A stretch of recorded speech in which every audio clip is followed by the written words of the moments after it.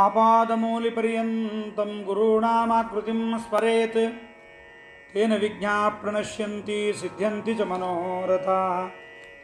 योऽन्तः प्रविश्य मम वाचमिमां प्रसुप्तां सञ्जीवयत्य किल शक्तिधरस्वधाम्ना अन्यांश्च हस्तचरणश्रवणत्वगादीन् प्राणान्नमो भगवते पुरुषाय तुभ्यं।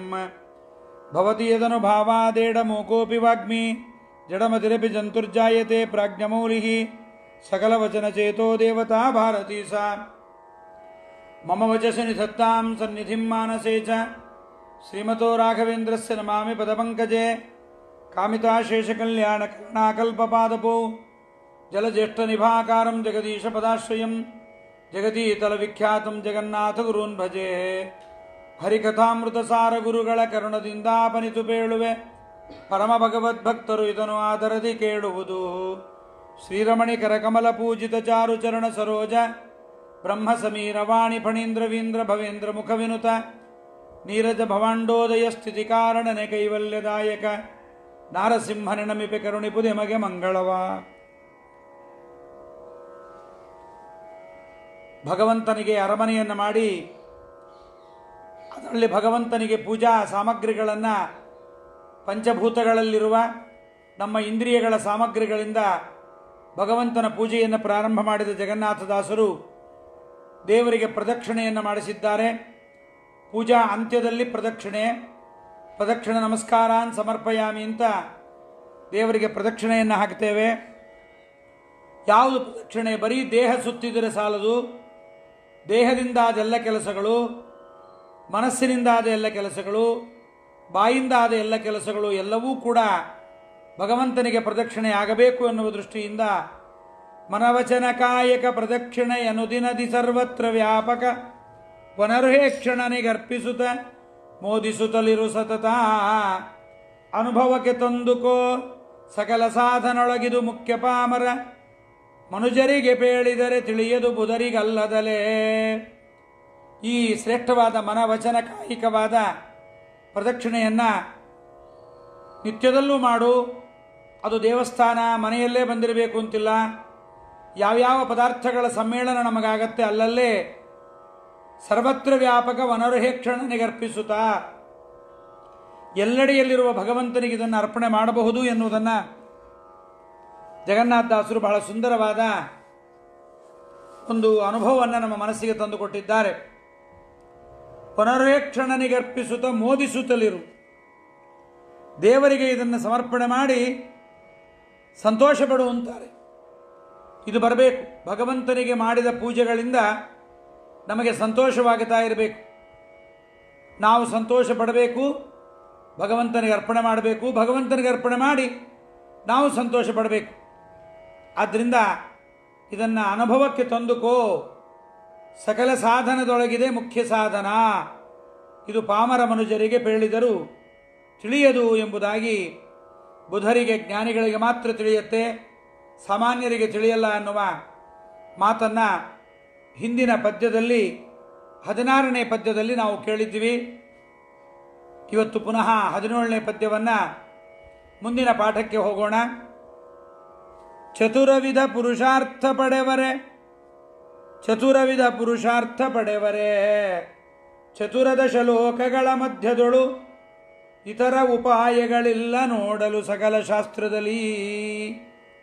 ಸತತ ವಿಷಯೇಂದ್ರಿಯಗಳಲ್ಲಿ ಪ್ರವಿತತನೆನಿಸಿರಾಜಿಸುವ ಲಕುಮೀಪತಿಗೆ ಸರ್ವಸಮರ್ಪಣೆಯ ಮಹಾಪೂಜೆ ಸದುಪಾಯ.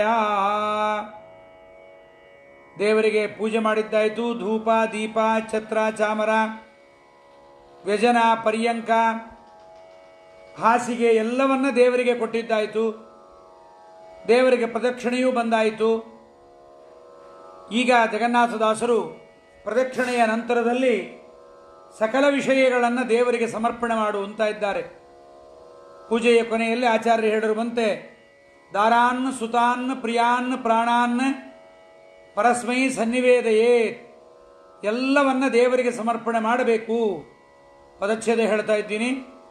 ಚತುರ್ವಿಧ ಪುರುಷಾರ್ಥ ಪಡೆವರೆ ಚತುರದಶ ಲೋಕಗಳ ಮಧ್ಯದೊಳು ಇತರ ಉಪಾಯಗಳಿಲ್ಲ ನೋಡಲು ಸಕಲ ಶಾಸ್ತ್ರದಲ್ಲಿ. ಸತತ ವಿಷಯೇಂದ್ರಿಯಗಳಲ್ಲಿ ಪ್ರವಿತತ ನೆನೆಸಿ ರಾಜಿಸುವ ಲಕುಮೀಪತಿಗೆ ಸರ್ವಸಮರ್ಪಣೆಯೇ ಮಹಾಪೂಜೆ ಸದುಪಾಯ. ಇದಿಷ್ಟು ಪದಚ್ಛೇದ. ಈಗ ಇದರ ಅರ್ಥವನ್ನು ನೋಡೋಣ. ಚತುರ್ವಿಧ ಪುರುಷಾರ್ಥ ಅಂದರೆ ಪುರುಷರಿಂದ ಅಪೇಕ್ಷಿತವಾದದ್ದು. ಚತುರ್ವಿಧ ಅಂದರೆ 4. ಯಾವುದು ಎಲ್ಲರಿಗೂ ಪ್ರಸಿದ್ಧಿಯಾಗಿ ಗೊತ್ತಿದೆ. ಧರ್ಮ, ಅರ್ಥ, ಕಾಮ, ಮೋಕ್ಷ.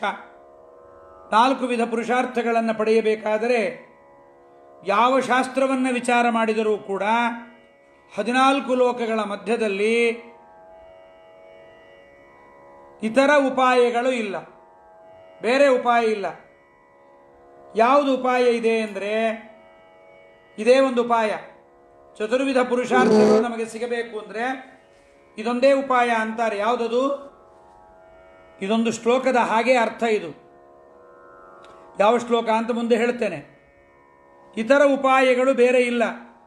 ಮುಂದೆ ಹೇಳ್ತಕ್ಕಂಥದ್ದು ಒಂದೇ, ಸತತ ಎಲ್ಲ ಕಾಲಗಳಲ್ಲೂ ಕೂಡ ವಿಷಯೇಂದ್ರಿಯಗಳಲ್ಲಿ, ವಿಷಯ ಮತ್ತು ಇಂದ್ರಿಯಗಳಲ್ಲಿ, ಜ್ಞಾನೇಂದ್ರಿಯಗಳಲ್ಲಿ, ಕರ್ಮೇಂದ್ರಿಯಗಳಲ್ಲಿ ಸುಖಕ್ಕೆ ಅನುಭವವಾಗತಕ್ಕಂತಹ ಕಾರಣಗಳಾದ್ದರಿಂದ ಜ್ಞಾನೇಂದ್ರಿಯ ಕರ್ಮೇಂದ್ರಿಯಗಳಲ್ಲಿ ಪ್ರವಿತತ ನೆನೆಸಿ ವ್ಯಾಪ್ತಾಂತನಿಸಿಕೊಂಡು ರಾಜಿಸುವ ಪ್ರಕಾಶಮಾನನಾಗಿರ್ತಕ್ಕಂಥ ಲಕುಮೀಪತಿಗೆ, ಲಕ್ಷ್ಮೀದೇವಿಯ ಗಂಡನಾದ ಪರಮಾತ್ಮನಿಗೆ ಸರ್ವಸಮರ್ಪಣೆ, ಎಲ್ಲವನ್ನ ಸಮರ್ಪಣೆ ಮಾಡುವುದು ಎಂಬತಕ್ಕಂತಹ ಮಹಾಪೂಜೆ ಇದು.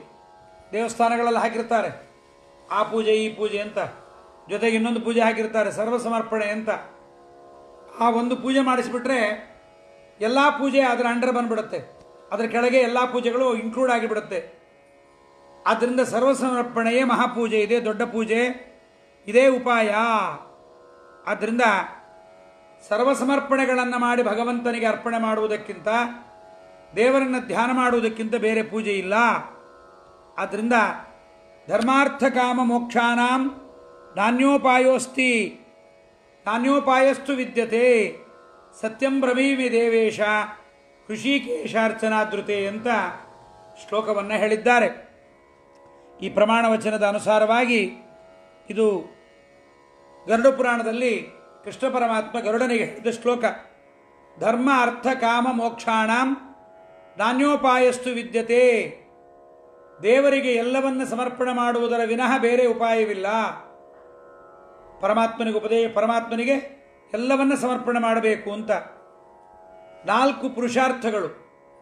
ಧರ್ಮ ಅಂದರೆ ಯಾವುದು ಮೊದಲು ನೋಡೋಣ. ಧರ್ಮ ಅಂದರೆ ಇಷ್ಟಾಪೂರ್ತ ಅಂತಾರೆ. ಇಷ್ಟಾಪೂರ್ತಕ್ಕೆ ಧರ್ಮ ಅಂತಾರೆ ಶಾಸ್ತ್ರದಲ್ಲಿ. ಇಷ್ಟ ಅಂದರೆ ಯಜ್ಞ, ಯಾಗ, ಹೋಮಾದಿಗಳನ್ನು ಮಾಡೋದು. ಇವುಗಳ ಮೂಲಕವಾಗಿ ಬ್ರಹ್ಮಾದಿ ದೇವತೆಗಳನ್ನು, ಪರಮಾತ್ಮನನ್ನು, ಅಂತರ್ಯಾಮಿಯಾದ ಭಗವಂತನ ಆರಾಧನೆ, ಅವನ ಪೂಜೆ ನಡೆಯುತ್ತೆ. ಇದಕ್ಕೆ ಇಷ್ಟ ಅಂತಾರೆ. ಸಾಮಾನ್ಯವಾಗಿ ನನಗಿಷ್ಟವಾದದ್ದು ಅಂತಾರೆ. ನನಗಿಷ್ಟವಾದದ್ದು ಅಂದರೆ ಯಾವುದೋ ತಿನ್ನೋ ತಿಂಡಿ ಮತ್ತೊಂದು ಅಂದುಕೊಂಡಿರ್ತೀವಿ. ಇಷ್ಟ ಅಂದರೆ ಅದಲ್ಲ, ಅದು ಕನ್ನಡದಲ್ಲಿ ಅಪಭ್ರಂಶವಾಗಿ ಬಂದ್ಬಿಟ್ಟಿದೆ. ಇಷ್ಟ ಅಂತಂದರೆ ಬ್ರಹ್ಮಾದಿ ದೇವತೆಗಳನ್ನು ಯಜ್ಞಯಾಗಾದಿಗಳ ಮೂಲಕವಾಗಿ ಅರ್ಪಣೆ ಮಾಡ್ತಕ್ಕಂಥದ್ದೇ ಇಷ್ಟ. ಪೂರ್ತ ಅಂದರೆ ಅನ್ನದಾನಾದಿಗಳನ್ನು ಲೋಕದಲ್ಲಿ ಎಲ್ಲರಿಗೂ ಮಾಡೋದು. ಯಾವುದೇ ವಿಧವಾದ ಜಾತಿ ಮತಗಳ ವಿಚಾರವನ್ನು ನೋಡದೆ ಎಲ್ಲರಿಗೂ ಸಮರ್ಪಣೆಯನ್ನು ಮಾಡೋದು. ಸಮಾಜ ಸೇವೆ, ಇದರಿಂದ ಭಗವಂತನ ಸೇವೆ, ಇಷ್ಟದಿಂದ ದೇವತೆಗಳ ಸೇವೆ, ಇವೆರಡೂ ದೊಗತ್ತೆ. ಲಭತೇಚ ತದಕ್ಕಾಮಾನ್ ಮಯೈವ ವಿಹಿತಾನ್ ಹಿತಾನ್ ಅಂತ ಭಗವಂತನೇ ಗೀತೆಯಲ್ಲಿ ಹೇಳ್ತಾನೆ. ನಾನೇ ಹೇಳಿದ್ದುದು, ದೇವ ಮಾನವರ ಒಳಗಿರುವ ಭಗವಂತನ ಪೂಜೆಯಿಂದಲೇ ನಾನು ಸಂತುಷ್ಟನಾಗುತ್ತೇನೆ, ಇದು ದೇವರು ಹೇಳಿದ್ದು. ಆದ್ದರಿಂದ ಮಯೈವ ವಿಹಿತಾನ್ ಅಂತ ಪರಮಾತ್ಮನೇ ಏವಕಾರ ಹೇಳ್ತಾನೆ. ಮಯೈವ, ನನ್ನಿಂದಲೇ ಹೇಳಲ್ಪಟ್ಟಿದೆ. ಆದ್ದರಿಂದ ಗಿಡದ ಮೇಲೆ ನಾವು ನೀರು ಹಾಕಿದರೂ ಕೂಡ ಒಂದು ಸ್ವಲ್ಪ ಅದು ಬೇರಿಗೆ ತಗಲಿದರೆ ಅದು ಹೇಗೆ ಫಲವನ್ನು ಕೊಡುತ್ತೋ, ಬ್ರಹ್ಮಾದಿ ದೇವತೆಗಳಿಗೆ, ಭೂಮಿಯಲ್ಲಿ ನಮ್ಮ ಜೊತೆಗಿರುವ ಅನೇಕ ಪ್ರಾಣಿ ಪಕ್ಷಿಗಳು ಮಾನವರಿಗೆ ಮಾಡಿದ ಪೂಜೆಯಿಂದಲೂ ಭಗವಂತ ಸಂತೃಪ್ತನಾಗುತ್ತಾನೆ. ಹಾಗೆ ಇದು ದೇವರು ನಮಗೆ ಕೊಡಬೇಕು ಅಂತಂದರೆ ಹೀಗೆ ಇದನ್ನು ಅಪೇಕ್ಷೆ ಪಡಬೇಕು ಅಂತ ಹೇಳಿದ್ದಾರೆ. ಇದು ಧರ್ಮ.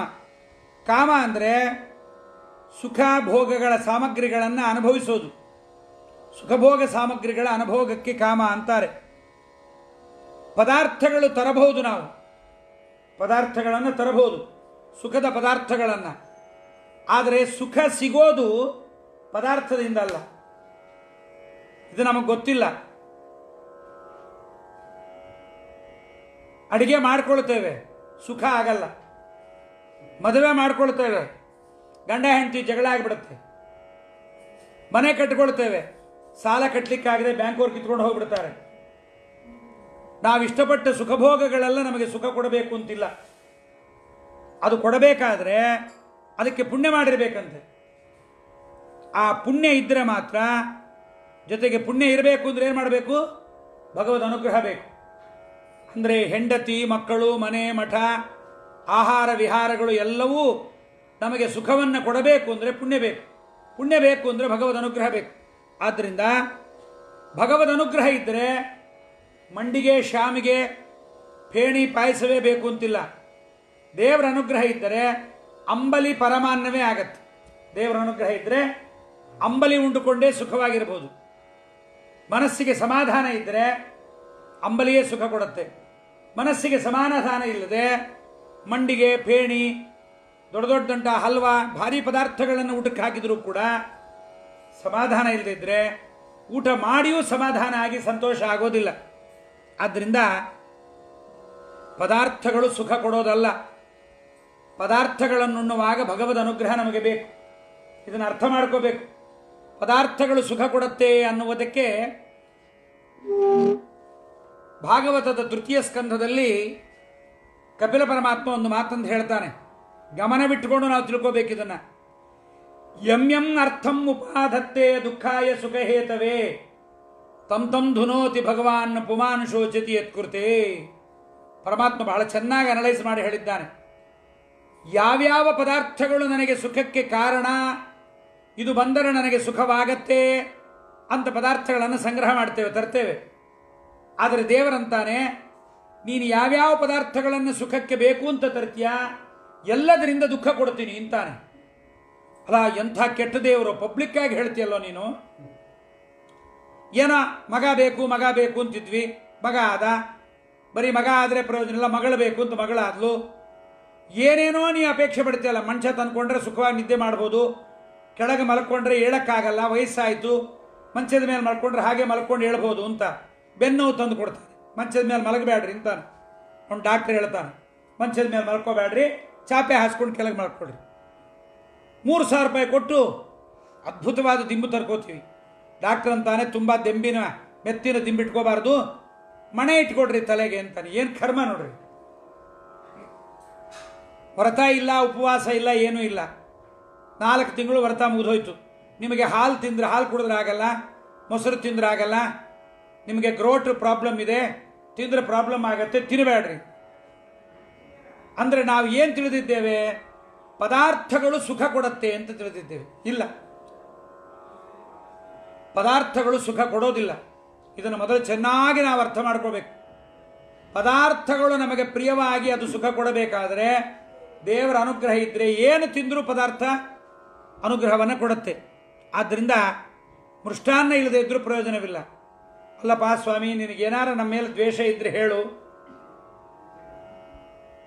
ನಾವು ಏನೇನು ತಂದರೂ ಅದರಿಂದ ದುಃಖ ಕೊಡ್ತೀನಿ ಅಂತ ಪಬ್ಲಿಕ್ ಸ್ಟೇಟ್ಮೆಂಟ್ ಕೊಡ್ತೀಯಲ್ಲ. ನಿನಗೇನಾರ ಬೇಕಾರೆ ಹಾಸಿಗೆ ತಂದಾಗ ನಿನಗೊಂದು ಶಯನೋತ್ಸವ ಮಾಡಿಸ್ತೀವಿ, ಹಾಲು ತಂದಾಗ ನಿನಗೊಂದು ಕ್ಷೀರಾಭಿಷೇಕ ಮಾಡಿಸೋಣ, ಮೊಸರು ತಂದಾಗ ಪಂಚಾಮೃತ ಅಭಿಷೇಕ ಮಾಡಿಸೋಣ, ಯಾಕೆ ನಮ್ಮನ್ನು ಹೀಗೆ ಕಾಡ್ತೀಯ ಅಂತ. ಅದಕ್ಕೆ ದೇವರಂತಾನೆ, ಮೂರ್ಖರೇ, ನನಗೆ ಬೇಕಾಗಿಲ್ಲ. ನಿಮಗೆ ಪದಾರ್ಥಗಳು ಸುಖ ಕೊಡಬೇಕು ಅಂತಿದ್ದರೆ ಪದಾರ್ಥಗಳು ಜಡ ಅನ್ನೋದು ತಿಳ್ಕೊಡ್ರಿ ಮೊದಲು. ಪದಾರ್ಥಗಳು ಜಡ. ಜಡವಾದ ಪದಾರ್ಥದಿಂದ ಸುಖ ಹುಟ್ಟೋದಿಲ್ಲ. ನಿಮ್ಮ ಮನಸ್ಸಿನಲ್ಲಿ ಆನಂದ, ಸಂತೋಷ, ಅಭಿಮಾನ ಪದಾರ್ಥದ ಮೇಲೆ ಇರಬೇಕು. ತುಂಬ ಜಗಳ ಆಡಿದ ಬೀಗರ ಮನೆಗೆ ಹೋದಾಗ ಭಾರಿ ಜಗಳ, ಆಮೇಲೆ ರಾಜಿಯಾಗಿ ಸಮಾಧಾನ ಆಗಿಬಿಟ್ರು. ಆ ಬೀಗರ ಮನೆಗೆ ಹೋದಾಗ ಅವ್ರೇನೋ ಒಳ್ಳೆ ಪದಾರ್ಥ ಮಾಡಿಸಿ ಹಾಕಿದ್ರು. ತಿಂತಾರೇನೋ, ಸಾಕು ತಿನ್ನಿ, ದಯವಿಟ್ಟು ಎಲ್ಲ ಮನಸ್ಸಿಗೆ ಬೇಜಾರು ಮಾಡ್ಕೋಬೇಡ್ರಿ. ಏನೋ ಜಗಳ ಆಗೋಯ್ತು, ಕೆಟ್ಟ ಕಾಲ ಇತ್ತು, ಜಗಳ ಆಡಿದ್ವಿ, ಈಗ ಸಮಾಧಾನವಾಗಿರೋಣ ಅಂತ ಹೇಳಿಕೊಟ್ರೂ ಕೂಡ ಮನಸ್ಸು ಸಮಾಧಾನ ಆಗೋದಿಲ್ಲ. ನಮ್ಮ ಮನೆಗೆ ಬಂದು ಏಪ್ಪ ಏನು ಊಟ ಮಾಡಲೇ ಇಲ್ಲಪ್ಪ ಮಾರಾಯ, ಸುಮ್ಮನೆ ಎಲೆ ಮುಂದೆ ಕೂತಿದ್ವಿ ಅಂತ ಅಭಿಮಾನ ಸಮಾಧಾನ ಇದ್ದ ಕಡೆಯಲ್ಲಿ ಊಟ ಮಾಡಿದರೆ ಹೊಟ್ಟೆ ತುಂಬತ್ತೆ, ಸ್ವಲ್ಪ ತಿಂದರೂ ಸಾಕಾಗತ್ತೆ, ಬಹಳ ಪದಾರ್ಥಗಳು ಬೇಕಾಗಿಲ್ಲ ನಮಗೆ, ಯಾವುದೋ ಒಂದೆರಡು ಅಂಬಲಿ ಪರಮಾನ್ನವೇ ಸಾಕು. ಇದಕ್ಕೆ ಕಾರಣ ತಿಳಿಬೇಕು. ದೇವರಂತಾನೆ, ಮೂರ್ಖರೇ, ಪದಾರ್ಥಗಳು ಸುಖ ಕೊಡಬೇಕಾದರೆ ಜಡವಾದ ಪದಾರ್ಥಗಳಿಗೆ ಸುಖ ಕೊಡುವ ಯೋಗ್ಯತೆ ಇಲ್ಲ. ಪದಾರ್ಥದೊಳಗೆ ನಾನಿದ್ದು ಭಗವಂತ ಇದ್ದು ಸುಖ ಕೊಡ್ತಾನೆ ಎನ್ನುವ ಜ್ಞಾನ ಇದ್ದರೆ ತುಂಬ ಚೆನ್ನಾಗಿರುತ್ತೆ. ಎಷ್ಟು ಚೆನ್ನಾಗಿದೆ ಅಲ್ವಾ ಇದು? ಇಲ್ಲದೇ ಇದ್ದ ಕಲ್ಪನೆ ಇದು ಅಂತ ಅನ್ಬೇಡ್ರಿ. ಸ್ವಲ್ಪ ನಿಧಾನವಾಗಿ ಆಲೋಚನೆ ಮಾಡಿ ನೋಡ್ರಿ, ಗೊತ್ತಾಗತ್ತೆ ನಿಮಗಿದು. ಎಷ್ಟೇ ಪದಾರ್ಥಗಳಿದ್ದವರ ಮನೆಯಲ್ಲೂ ಕೂಡ ಸಮಾಧಾನವಾಗಿರಲ್ಲ, ಎಲ್ಲವೂ ಇರುತ್ತೆ. ಅವನು ಏನೂ ಸಮಾಧಾನ ಇಲ್ಲದೆ ಮಗ ಕಿವುಚ್ಕೊಂಡೇ ಇರ್ತಾನೆ, ಯಾವಾಗಲೂ ಅರಳಿರೋದೇ ಇಲ್ಲ. ಅದಕ್ಕೆ ವಿದುರ ಹೇಳ್ತಾನೆ, ಜಗತ್ತಿನಲ್ಲಿ ತುಂಬ ಶ್ರೀಮಂತ ಸುಖ ಪಡೋದೇ ಇಲ್ಲ ಅಂತಾನೆ. ನಿಜವಾದ ಶ್ರೀಮಂತ ಊಟವೇ ಮಾಡೋದಿಲ್ಲ ಅಂತಾನೆ ವಿದುರ.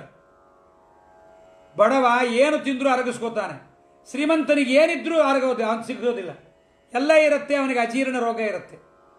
ನಿಜವಾದ ನಿದ್ದೆ ಮಾಡೋನು ಯಾರು ಗೊತ್ತಾ? ವಿದುರ ಹೇಳ್ತಾನೆ, ನಾವು ನಿದ್ದೆ ಮಾಡಬೇಕು ಅಂತ ಮಂಚ ಎಲ್ಲ ಮಾಡ್ಕೊಂಡಿರ್ತೀವಿ, ನಿದ್ದೆ ಯಾವಾಗ ಬರುತ್ತೆ ಚೆನ್ನಾಗಿ? ಮೈಮುರಿಯ ಕೆಲಸ ಮಾಡಿದ್ರೆ ನಿದ್ದೆ ಬರುತ್ತೆ. ಏನೂ ಇಲ್ಲ, ಸುಮ್ಮನೆ ರೋಗಿಷ್ಟಂತರ್ಗ ಮಂಚದ ಮೇಲೆ ಮಲಗಿದ್ರೆ ನಿದ್ದೆ ಬರುತ್ತೇನೋ? ಬರಲ್ಲ. ಅದಕ್ಕೆ ವಿದುರ ಹೇಳ್ತಾನೆ, ನಿಜವಾದ ಊಟ ನಿಜವಾದ ನಿದ್ದೆ ಯಾರಿಗೆ ಅಂದರೆ ಕಡು ಬಡವನಿಗೆ. ಕಟ್ಟಿಗೆಯನ್ನು ತಿಂದು ಅರಗಿಸಿಕೊಳ್ಳಬಲ್ಲ, ಕಟ್ಟೆಯ ಮೇಲೆ ಮಲಗಿಯೂ ನಿದ್ದೆ ಮಾಡಬಲ್ಲ. ಆದ್ದರಿಂದ ಯಾವುದೇ ವಿಷಯ ಭೋಗಗಳು ನಮಗೆ ಸುಖ ಕೊಡಬೇಕು, ಅದರಿಂದ ಸುಖ ಬರಬೇಕು ಅಂದರೆ ಪರಮಾತ್ಮನ ಅನುಗ್ರಹ ಬೇಕು. ಪರಮಾತ್ಮನ ಅನುಗ್ರಹ ಇಲ್ಲದೆ ಇದ್ದ ಉಂಡ ಮೃಷ್ಟಾನ್ನ ಸಂತೋಷ ಕಾರಣವಾಗೋದಿಲ್ಲ. ಪರಮಾತ್ಮನ ಅನುಗ್ರಹ ಇದ್ದ ಅಂಬಲಿ ಉಂಡರೂ ಕೂಡ ಸಂತೋಷಕ್ಕೆ ಕಾರಣ ಆಗತ್ತೆ. ತಾವತ ಏನಾಯಿತು? ನಮ್ಮ ಸುಖಕ್ಕೆ ಕಾರಣ ಪದಾರ್ಥ ಅಲ್ಲ, ಪರಮಾತ್ಮನ ಅನುಗ್ರಹ ನಮ್ಮ ಪುಣ್ಯ ಕಾರಣ ಅಂತ ತಿಳ್ಕೋಬೇಕು. ಪುಣ್ಯ ಮಾಡಿದರೆ ಯಾವ ಪದಾರ್ಥಗಳು ಸುಖವಾಗತ್ತೆ ಎಂಬುದನ್ನು ತಿಳಿಯಬೇಕು. ಆದ್ದರಿಂದ ಚತುರ್ವಿಧ ಪುರುಷಾರ್ಥ ಪಡೆವರೇ, ಧರ್ಮ, ಅರ್ಥ, ದುಡ್ಡು ಅಷ್ಟೇ. ದುಡ್ಡು ಸುಖ ಕೊಡುತ್ತೆ ಅಂತ ತಿಳ್ಕೋಬೇಡ್ರಿ.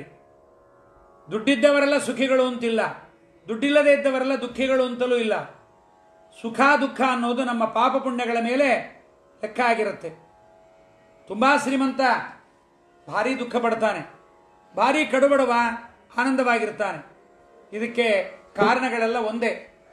ಬಡವನಿಗೆ ದೇವರ ಅನುಗ್ರಹ ಇದೆ ಇಲ್ಲ ಅನ್ನೋದು ಎರಡನೇ ಥರದ್ದು, ಆದರೆ ಅವನಿಗೆ ಆನಂದ ಇದೆ ಆ ಪದಾರ್ಥದಿಂದ.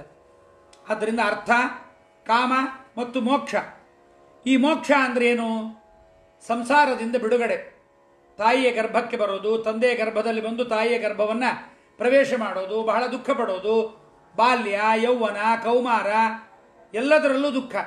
ಈ ಸಂಸಾರದಿಂದ ಬಿಡುಗಡೆ ಇದಂತೂ ಯಾರಿಂದಲೂ ಸಾಧ್ಯವಿಲ್ಲ. ಬ್ರಹ್ಮ ಮೋಕ್ಷ ಕೊಡಲ್ಲ, ರುದ್ರ ಕೊಡಲ್ಲ, ಗಣೇಶ ಕೊಡಲ್ಲ, ಶಂಕರ ಕೊಡಲ್ಲ, ಯಾವ ದೇವತೆಗಳು ಕೊಡಲ್ಲ. ಋತೇ ನಾರಾಯಣಾತ್, ನಾರಾಯಣನೊಬ್ಬನೇ ಮೋಕ್ಷವನ್ನು ಕೊಡತಕ್ಕಂಥವನು, ಬೇರೊಬ್ಬರು ಕೊಡೋದಿಲ್ಲ. ಆದ್ದರಿಂದಲೇ ಅಂತಹ ಮೋಕ್ಷ ನಮಗೆ ಸಿಗಬೇಕು ಅಂದರೆ ಚತುರವಿಧ ಪುರುಷಾರ್ಥ ಪಡೆವರೆ ಚತುರದಶ ಲೋಕಗಳ ಮಧ್ಯದೊಳಗೆ. 14 ಲೋಕದಲ್ಲಿ ನೀವು ಹೋಗ್ರಿ, ದೇವರ ಅನುಗ್ರಹ ಇಲ್ಲದೆ ಇದ್ದರೆ ಸುಖ ಪಡಲಿಕ್ಕಾಗಲ್ಲ. ಅನೇಕ ಕಥೆಗಳನ್ನು ಕೇಳಿದ್ದೀರಿ, ಇದರ ಹಿನ್ನೆಲೆಯಲ್ಲಿ ಜ್ಞಾಪಿಸ್ಕೊಳ್ರಿ.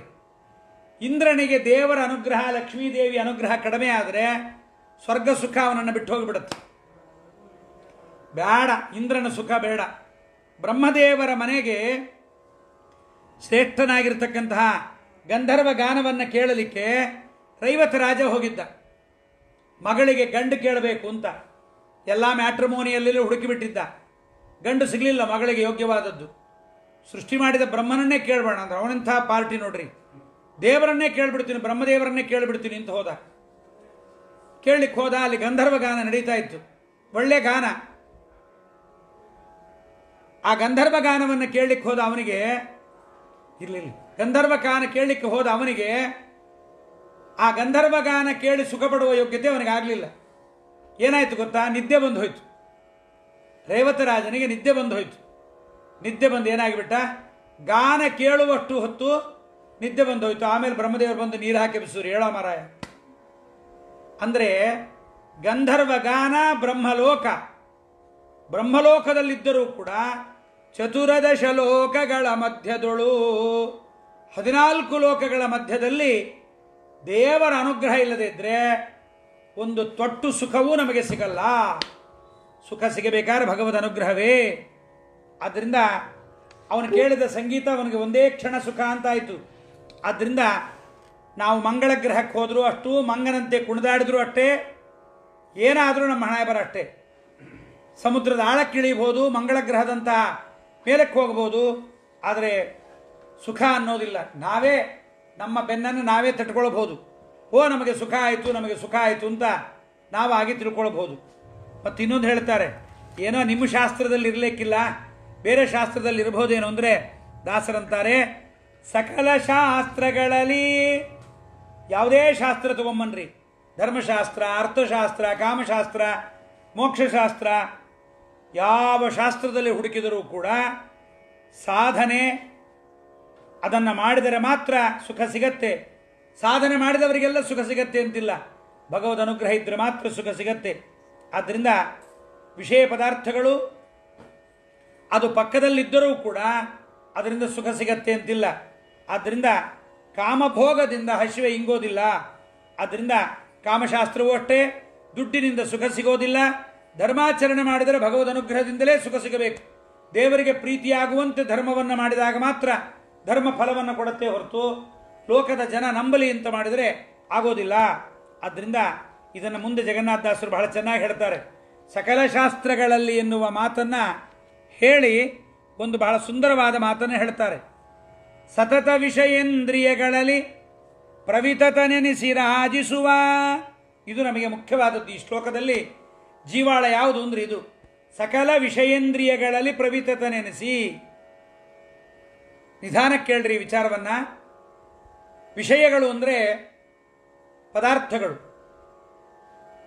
ಸ್ರಕ್ಚಂದನ ವನಿತಾದಿಗಳು, ಗಂಧ, ಹೆಂಡತಿ, ಮಕ್ಕಳು, ಆಹಾರ, ಇವೆಲ್ಲ ವಿಷಯ ಅಂತಾರೆ.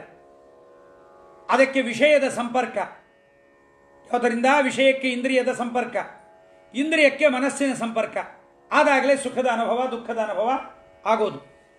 ಅಂದರೆ ವಿಷಯಗಳಲ್ಲೂ ದೇವರಿರಬೇಕು, ಇಂದ್ರಿಯಗಳಲ್ಲೂ ದೇವರಿರಬೇಕು, ಮನಸ್ಸಲ್ಲೂ ದೇವರಿರಬೇಕು.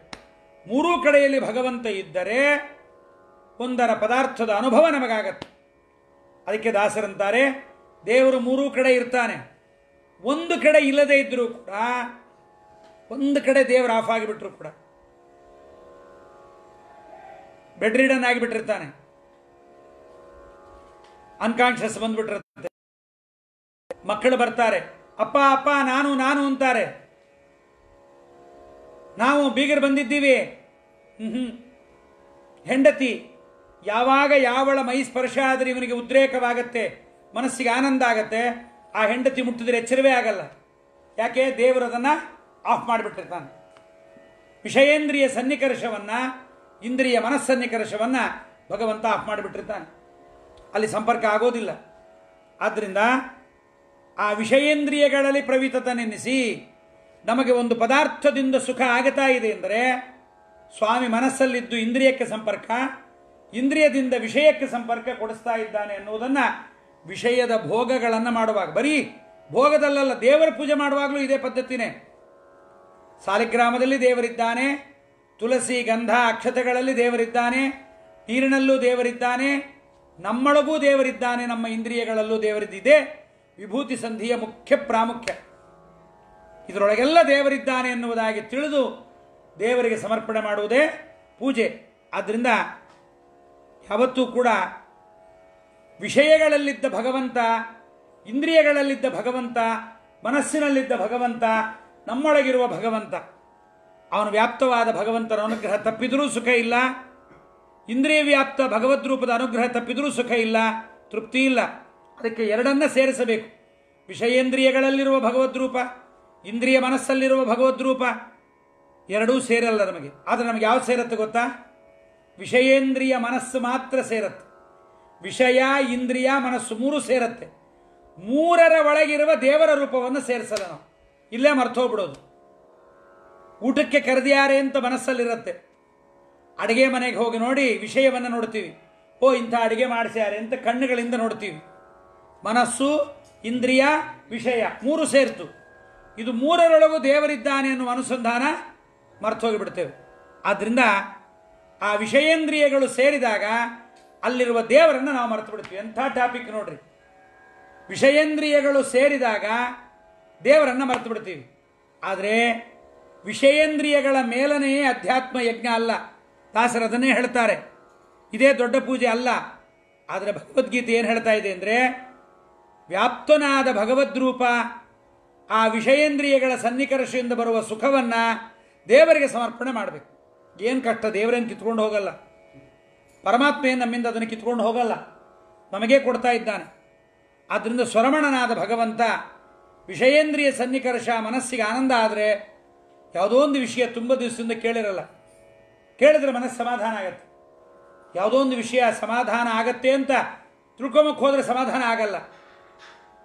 ಆದ್ದರಿಂದ ಈ ಆನಂದ ನಮಗೆ ಬರಬೇಕು ಅಂದರೆ ಆ ವಿಷಯೇಂದ್ರಿಯಗಳಲ್ಲಿ ಮನಸ್ಸಿನಲ್ಲಿ ನಮ್ಮೊಳಗಿರುವ ಭಗವದ್ರೂಪ ಭಗವಂತ ಇದ್ದಾನೆ, ಇಷ್ಟೇ ಸಾಕು. ವಿಷಯದಲ್ಲಿ ಎಷ್ಟು ಭಗವದ್ರೂಪ, ಇಂದ್ರಿಯದಲ್ಲಿ ಎಷ್ಟು ಭಗವದ್ರೂಪ, ಮನಸ್ಸಿನಲ್ಲಿ ಎಷ್ಟು ಭಗವದ್ರೂಪ, ಯಾವುದು ಬೇಡ. ಇದು ಮೂರರ ಸಂಪರ್ಕವನ್ನು ಮಾಡಿಸಿ ಭಗವಂತ ನಮಗೆ ಸುಖ ಕೊಡ್ತಾ ಇದ್ದಾನೆ ಅನ್ನುವ ಜ್ಞಾನ ಬಂದರೆ ಸಾಕು. ಅದೇ ದೊಡ್ಡ ಸಮರ್ಪಣೆ. ಅದನ್ನೇನು ಮಾಡಬೇಕು ದೇವರಿಗೆ? ಸರ್ವ ಸಮರ್ಪಣೆಯೇ ಮಹಾಪೂಜೆ. ಹೀಗೆ ಪ್ರತಿಯೊಂದರ ಮೇಳನವಾದಾಗಲೂ ನಾವು ಅದನ್ನು ದೇವರಿಗೆ ಸಮರ್ಪಣೆ ಮಾಡಬೇಕು. ದಿವಸ ದಿವಸ ಆದಾಗ ಮಾಡಲಿಕ್ಕಾಗದೇ ಇದ್ರೆ ಬೇಡ, ದಿವಸಕ್ಕೊಮ್ಮೆ ರಾತ್ರಿ ಮಾಡಿರಿ ಅಂತಾನೆ. ಇಲ್ಲ ಸ್ವಾಮಿ, ನಮಗೆ ರಾತ್ರಿ ನಾವು ಯಾವುದೋ ಸೀರಿಯಲ್ ನೋಡ್ತಾ ಹಾಗೇ ಮಲ್ಕೋತೀವಿ, ಆಗಲ್ಲ. ಇನ್ನೇನೋ ವಿಷಯ ಮಾತಾಡ್ತಾ ಮಲ್ಕೋತೀವಿ, ಆಗಲ್ಲ ನಮಗೆ. ಆದರೆ ಬೆಳಗ್ಗೆ ದೇವರಿಗೆ ನೈವೇದ್ಯ ಮಾಡಿರ್ತೀವಿ ಅಲ್ವಾ? ದೇವರಂತಾನೆ ಆಗಿದ್ದನ್ನೇ ಪುನಃ ಪುನಃ ನಮಗೆ ನೈವೇದ್ಯ ಮಾಡುವಂತೆ ಆದ ವಿಷಯಗಳನ್ನು ಯಾವತ್ತಾದರೂ, ವಿಷಯಗಳ ಪರ್ಟಿಕ್ಯುಲರ್ಸ್ ಇಲ್ಲದೆ ಇದ್ದರೂ ಪರವಾಗಿಲ್ಲ. ಕೆಲವರೆಲ್ಲ ಮೋಸ ಮಾಡೋಕ್ಕೆ ಏನು ಮಾಡ್ತಾರೆ ಗೊತ್ತಾ? ಅಂಗಡಿಗಳಲ್ಲಿ ನಾವು ಕೊಟ್ಟು ಬಿಲ್ ತೊಗೊಂಬನ್ರಿ ಅಂತ ಹೇಳ್ತಾರೆ. ಆ ಬಿಲ್ಲಲ್ಲಿ ಪ್ರಿಂಟ್ ಮಾಡಿರಲ್ಲ ಕಳ್ಳರು. ಬಿಲ್ ಇದ್ರೆ ಮಾತ್ರ ವಾರಂಟಿ ಗ್ಯಾರಂಟಿ ಅಂತ ಹೇಳಲ್ಲ. ಅದು ಅವ್ರು ಬಿಸಾಕ್ಕೊಂಡ್ಲಿ, ಆಮೇಲೆ ನಮಗೆ ಪದಾರ್ಥ ಉಳಿಲಿ ಅಂತೆಲ್ಲ ಮಾಡಿರ್ತಾರೆ. ಇನ್ನು ಕೆಲವರು ಇರ್ತಾರೆ, ಇವಾಗ ನೋಡ್ರಿ ಬಲ್ಪ್ ಇದೆಯಲ್ಲ, ಬಲ್ಪ್ ತೊಗೊಂಡ್ರೆ LED ಬಲ್ಪ್ ತೊಗೊಂಡ್ರೆ ಏನು ಮಾಡ್ತಾನೆ? ಡೇಟ್ ಹಾಕಿ ಅದ್ರ ಮೇಲೆ ಸೈನ್ ಹಾಕಿ ಕೊಡ್ತಾನೆ. ಭಾಳ ಬುದ್ಧಿವಂತಿಕೆ. ಬಲ್ಪ್ ಕೆಟ್ಟಾಗ ಬಲ್ಪ್ ವಾಪಸ್ ಕೊಟ್ಟು, ನೋಡಪ್ಪ ಈ ಡೇಟ್ ಕೊಟ್ಟಿದ್ದಿ, ಈ ಡೇಟ್ ಆಗೋಗಿದೆ, ತಿರ್ಗಾ ಕೊಡು ಅಂತ. ಇಬ್ಬರು ಮೋಸ ಮಾಡೋರಿದ್ದಾರೆ. ಅವನು ಕೊಡುವಾಗಲೂ ಮುಂದಿನ ತಿಂಗಳು ಡೇಟ್ ಹಾಕಿದ್ರು ಕೊಡ್ಬೋದು, ಹಿಂದಿನ ತಿಂಗಳು ಡೇಟ್ ಹಾಕಿಕೊಟ್ರು ಕೊಡ್ಬೋದು. ಇವನು ಮನೆಗೆ ತಂದ ಮೇಲೆ ಅದನ್ನು ಅಳಿಸ್ಬಿಟ್ಟು ಬೇರೆ ಡೇಟ್ ಹಾಕಿದ್ರು ಹಾಕ್ಬೋದು. ಅದೇ ಥರದ ಬೇಕಾಷ್ಟು ಜನ ಮಾಡೋರಿದ್ದಾರೆ. ಆದರೆ ಪರಮಾತ್ಮ ಇದ್ದಾನಲ್ಲ, ಅವನೇನಂತಾನೆ ಗೊತ್ತಾ? ನೀನು ಯಾವತ್ತೇ ಅನುಭವಿಸಿರು, ಯಾವತ್ತೇ ಮಾಡಿರು, ಅದನ್ನು ನನಗೆ ಗ್ಯಾರಂಟಿ ಕೊಡ್ತೀನಿ ನೀನು. ಆದರೆ ಮಾಡುವಾಗ ಇದು ದೇವರಿಗೆ ಹವಿಸ್ಸು ಅಂತ ಭೋಗ ಮಾಡು. ಯಜ್ಞಶಿಷ್ಟಾಶಿನಸ್ಸಂತಹ ಮುಚ್ಚಂತೆ ಸರ್ವಕಿಲ್ಬಿಷೈಹಿ. ವಿಷಯದ ಭೋಗಗಳನ್ನು ಮಾಡಿದಾಗ ಇದು ದೇವರಿಗೆ ಅಂತ ಯಜ್ಞತ್ವವನ್ನು ಅನುಸಂಧಾನ ಮಾಡಿ ದೇವರಿಗೆ ಸಮರ್ಪಣೆ ಮಾಡಿದರೆ ಪರಮಾತ್ಮ ಸ್ವೀಕಾರ ಮಾಡ್ತಾನೆ. ಇದೇ ಮಹಾಪೂಜೆ. ಆದರೆ ಇದೇ ಶ್ರೇಷ್ಠವಾಗಿರ್ತಕ್ಕಂಥ ಪರಮಾತ್ಮನಿಗೆ ಅಗ್ನಿ ಪೂಜೆ, ಇದೇ ಮಹಾಶ್ರೇಷ್ಠವಾಗಿರ್ತಕ್ಕಂಥ ಅತಿಥಿ ಪೂಜೆ, ಇದೇ ಸದುಪಾಯ. ಜಗತ್ತಿನಲ್ಲಿ ಶ್ರೇಷ್ಠವಾದ ಉಪಾಯ ಯಾವುದು ಅಂದರೆ ಇದೇ ಶ್ರೇಷ್ಠವಾದ ಉಪಾಯ. ಯಾವುದಕ್ಕೆ? ಧರ್ಮಾರ್ಥ ಕಾಮ ಮೋಕ್ಷಗಳನ್ನು ಪಡೆಯಬೇಕು. ಚತುರವಿಧ ಪುರುಷಾರ್ಥ ಪಡೆವರೆ ಚತುರದಶ ಲೋಕಗಳಲ್ಲಿ, ಲೋಕಗಳ ಮಧ್ಯದೊಳಗೆ ಇತರ ಉಪಾಯಗಳಿಲ್ಲ. 14 ಲೋಕಗಳಿಗೆ ನೀವು ಹೋದರೂ ಕೂಡ ಲೋಕ ದೊಡ್ಡದಾಗಿರ್ಬೋದು. ಅದಕ್ಕೆ ದೇವರಿಗೆ ಧರ್ಮರಾಜ ಒಂದು ಮಾತು ಹೇಳ್ತಾನೆ. ಇವೆಲ್ಲ ನಾವು ಎಲ್ಲಿ ನೋಡಬೇಕು ಅಂದರೆ ಪುರಾಣಗಳಲ್ಲಿ ಇದಕ್ಕೆ ಟಚಿಂಗ್ ಕೊಡ್ಕೋಬೇಕು. ಧರ್ಮರಾಜ ಅಂತಾನೆ, ಸ್ವಾಮಿ ನಿನಗಿಚ್ಛೆ ಇಲ್ಲದೆ ಇದ್ದ 14 ಲೋಕಗಳ ಸಂಪತ್ತು ನನಗೆ ಬಂದರೂ ಬೇಡ ಅಂತಾನೆ ಧರ್ಮರಾಜ. ದೇವರ ಮನಸ್ಸಿಗೆ ಬರದೇ ಇದ್ದ ಸಂಪತ್ತು ನಮಗೆ ಬೇಡ. ನಿನ್ನ ಮನಸ್ಸಿಗೆ ಬಂದಿದ್ದು ಕಾಡೇ ಆದರೂ ನಮಗಿರಲಿ, ನಿನ್ನ ಮನಸ್ಸಿಗೆ ಬರದೇ ಇದ್ದ ನಾಡ ಆದರೂ ನಮಗೆ ಬೇಡ. ಇದನ್ನು ಪುರಾಣಗಳು ಯಾಕೆ ಹೇಳ್ತಾವೆ ಅಂದರೆ, ದೇವರ ಮನಸ್ಸಿಗೆ ಬರದೇ ಇದ್ದ ಸಂಪತ್ತನ್ನು ತಂದುಕೊಂಡು ದೇವರು ಸುಖಭೋಗ ಕೊಡ್ತಾನೆ ಎನ್ನುವ ಜ್ಞಾನ ಇಲ್ಲದೆ ನಾವು ಸುಖಗಳನ್ನು ಪದಾರ್ಥ ಕೊಡುತ್ತೆ ಅಂತ ತಂದುಕೊಂಡ್ರೆ ಅದು ದುಃಖವನ್ನೇ ನಮಗೆ ಕೊಡುತ್ತೆ. ಅದಕ್ಕೆ ಪರಮಾತ್ಮ ನಮ್ಮ ಕಪಿಲಗೀತೆಯಲ್ಲಿ ಹೇಳ್ತಾನೆ, ಯಂ ಯಂ ಅರ್ಥಂ ಉಪಾಧತ್ತೆ ದುಃಖಾಯ ಸುಖ ಹೇತವೇ ತಂ ತಂ ಧುನೋತಿ ಭಗವಾನ್ ಪುಮಾನ್ ಶೋಚಯತಿ ಯತ್ಕೃತೆ. ಎಲ್ಲದರಿಂದ ದುಃಖ ಕೊಡಿಸ್ತಾನಂತೆ ಪರಮಾತ್ಮ. ಪದಾರ್ಥಗಳಿಂದ ದುಃಖ ಕೊಡ್ತಾನಂತೆ, ಮನುಷ್ಯ ಅದಕ್ಕೆ ದುಃಖ ಪಡ್ತಾನೆ. ಆದರೆ ಪರಮಾತ್ಮನ ಇಚ್ಛೆಗಿಲ್ಲ, ಇದರಲ್ಲಿ ದೇವರ ಅನುಸಂಧಾನ ಇಲ್ಲ. ದೇವರಿಗೆ ಇದು ಬೇಡವಾಗಿದೆ ಅಂತ ತಿಳ್ಕೊಂಡ್ಬಿಟ್ರೆ ಸಮಾಧಾನ ಆಗಿಬಿಡುತ್ತೆ ಮನಸ್ಸು. ಪದಾರ್ಥಗಳಿಂದ ಸುಖವಾದಾಗ ಇದು ದೇವರಿಗೆ ಬೇಕಾಗಿತ್ತು ಅನ್ನುವ ಜ್ಞಾನ ನಮಗೆ ಬಂದುಬಿಟ್ರೆ ಅದು ಪರಮಾತ್ಮ ನಮಗೆ ಯಾವುದರಿಂದಲಾದರೂ ಸುಖದ ಭೋಗವನ್ನು ಕೊಟ್ಟು ಬಿಡುತ್ತಾನೆ.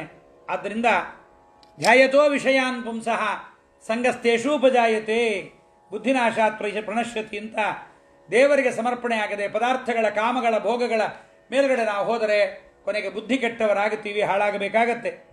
ಆದ್ದರಿಂದ ದೇವಪೂಜಾ, ಅಗ್ನಿಪೂಜಾ, ಅತಿಥಿ ಪೂಜಾ, ಬಾಹ್ಯಯಜ್ಞವನ್ನು ವಿದ್ಯುಕ್ತವಾಗಿ ನಾವು ಮಾಡ್ತಾ ಇದ್ದರೆ ಮುಂದೆ ಈ ಜನ್ಮದಲ್ಲದೆ ಇದ್ದರೂ ಮುಂದಿನ ಜನ್ಮದಲ್ಲಾದರೂ ಸುಖ ನಮಗೆ ಖಂಡಿತವಾಗಿ ಸಿಗತ್ತೆ. ನಹಿ ಕಲ್ಯಾಣ ಕೃತ್ ಕಶ್ಚಿತ್ ದುರ್ಗತಿಂ ತಾತಗಚ್ಚತಿ ಕೃಷ್ಣಾರ್ಚನ ಪ್ರಭವ ನೋಜಹಾತಿ. ಆದ್ದರಿಂದ ಬರೀ ಬಾಹ್ಯಯಜ್ಞವನ್ನು ಮಾಡ್ತಾ ಅಂತರಂಗದಲ್ಲಿ ಭಗವಂತನ ಚಿಂತನೆ ಮಾಡದೆ ಬರೀ ಯಜ್ಞವನ್ನು ಮಾಡಿದರೆ ಪ್ರಯೋಜನ ಇಲ್ಲ. ಆದ್ದರಿಂದ ಬರೀ ಬಾಹ್ಯಯಜ್ಞ ಮಾಡದೆ ಅಂತರಂಗ ಯಜ್ಞವನ್ನು ಮಾಡಿ ಅನೇಕರು ಸುಖಪಟ್ಟವರು ಇದ್ದಾರೆ. ಆದ್ದರಿಂದ ಇದು ಸಾಧಕರಾದವರು ಅಧ್ಯಾತ್ಮ ಯಜ್ಞವನ್ನು ಮಾಡಬೇಕು, ಅದರ ಒಂದು ಪರಿಚಯವನ್ನು ಸಾಮಾನ್ಯರಿಗೂ ಮಾಡಿಕೊಡಬೇಕು ಅಂತ ಜಗನ್ನಾಥದಾಸರು ಹೀಗೆ ದೇವರಿಗೆ ಶ್ರೇಷ್ಠವಾದ ಪೂಜಾ ನಂತರದಲ್ಲಿ ಸರ್ವ ಸಮರ್ಪಣೋತ್ಸವ ಅಂತ ಎಲ್ಲವನ್ನ ದೇವರಿಗೆ ಸಮರ್ಪಣೆ ಮಾಡುವ ಪೂಜೆ ಇದು. ಅದಕ್ಕೆ 2 ಥರ ಮಾಡ್ತಾರೆ. ನಾಳೆ ರಾಯರ ಆರಾಧನೆ ಪೂಜೆ ಪ್ರಾರಂಭ ಮಾಡುವಾಗ ಅಲ್ಲೇನು ಮಾಡ್ತಾರೆ ಅಂದರೆ ರಾಯರ ಆರಾಧನೆಗೆ ಸಮರ್ಪಣೆಯಾಗುವ ಎಲ್ಲ ಪದಾರ್ಥಗಳನ್ನು ರಾಯರ ಮುಂದೆ, ಗುರುಗಳ ಮುಂದೆ, ದೇವರ ಮುಂದಿಟ್ಟು ಮೊದಲೇ ಸಮರ್ಪಣೆ ಮಾಡಿಬಿಡೋದು. ಆದ ಮೇಲೆ ಸರ್ವ ಸಮರ್ಪಣೋತ್ಸವ ಅಂತ ಮತ್ತೆ. ಇದೊಂದು ಬಹಳ ಸುಂದರವಾದ ಚಿಂತನೆ ಇದು. ನೀವೆಲ್ಲ ರಾಯರ ಮಠಗಳಲ್ಲೂ ಇದು ನೋಡಬಹುದು. ಮೊದಲನೇ ದಿವಸ ಧಾನ್ಯ ಪೂಜಾ, ಧ್ವಜಾರೋಹಣ ಮಾಡ್ತಾರೆ.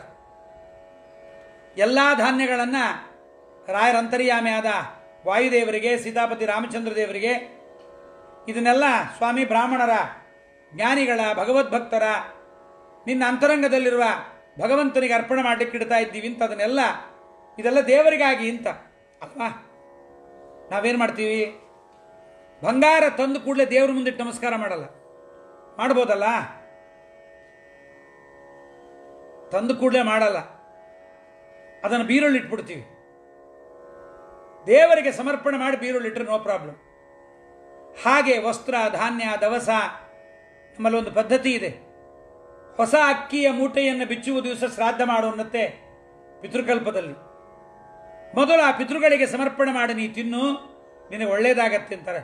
ಅಯ್ಯೋ ಆಚಾರ್ಯ, ವರ್ಷಕ್ಕೆ 3 ಮಾಡಿದ್ರೆ ಸಾಕಾಗಿದೆ, ಒಂದು ಪಕ್ಷಮಾಸ, ಒಂದು ಅಪ್ಪಂದು, ಒಂದು ಅಮ್ಮಂದು ಮಾಡಿದ್ರೆ ಸಾಕಾಗಿದೆ, ನೀವು ಷಣ್ಣವತಿ ಬೇರೆ ಹೇಳ್ತೀರಿ, ಎಲ್ಲಿಂದ ಮಾಡೋಣ ಅಂತಾರೆ ಜನ. ಆದರೆ ಯಾವುದೇ ಪದಾರ್ಥಗಳನ್ನು ಸಮರ್ಪಣೆ ಮಾಡಿದ್ದನ್ನೇ ಸಮರ್ಪಣೆ ಮಾಡಿದರೂ ಕೂಡ ತೊಂದರೆ ಇಲ್ಲ. ಇವಾಗ ನೋಡ್ರಿ, ನಾವು ದೇವರಿಗೆ ಸಮರ್ಪಣೆ ಮಾಡಿರ್ತೀವಿ. ಮೊದಲು ಇದು ನಿಂದು ಸ್ವಾಮಿ ಅಂತ ಸಮರ್ಪಣೆ ಮಾಡ್ತೀವಿ ಪೂಜಾ ಪ್ರಾರಂಭದಲ್ಲಿ. ಪೂಜೆಯಲ್ಲಿ ದೇವರಿಗೆ ಸಮರ್ಪಣೆ ಮಾಡ್ತೀವಿ, ದೇವರಿಗೆ ನೈವೇದ್ಯ ಮಾಡ್ತೀವಿ.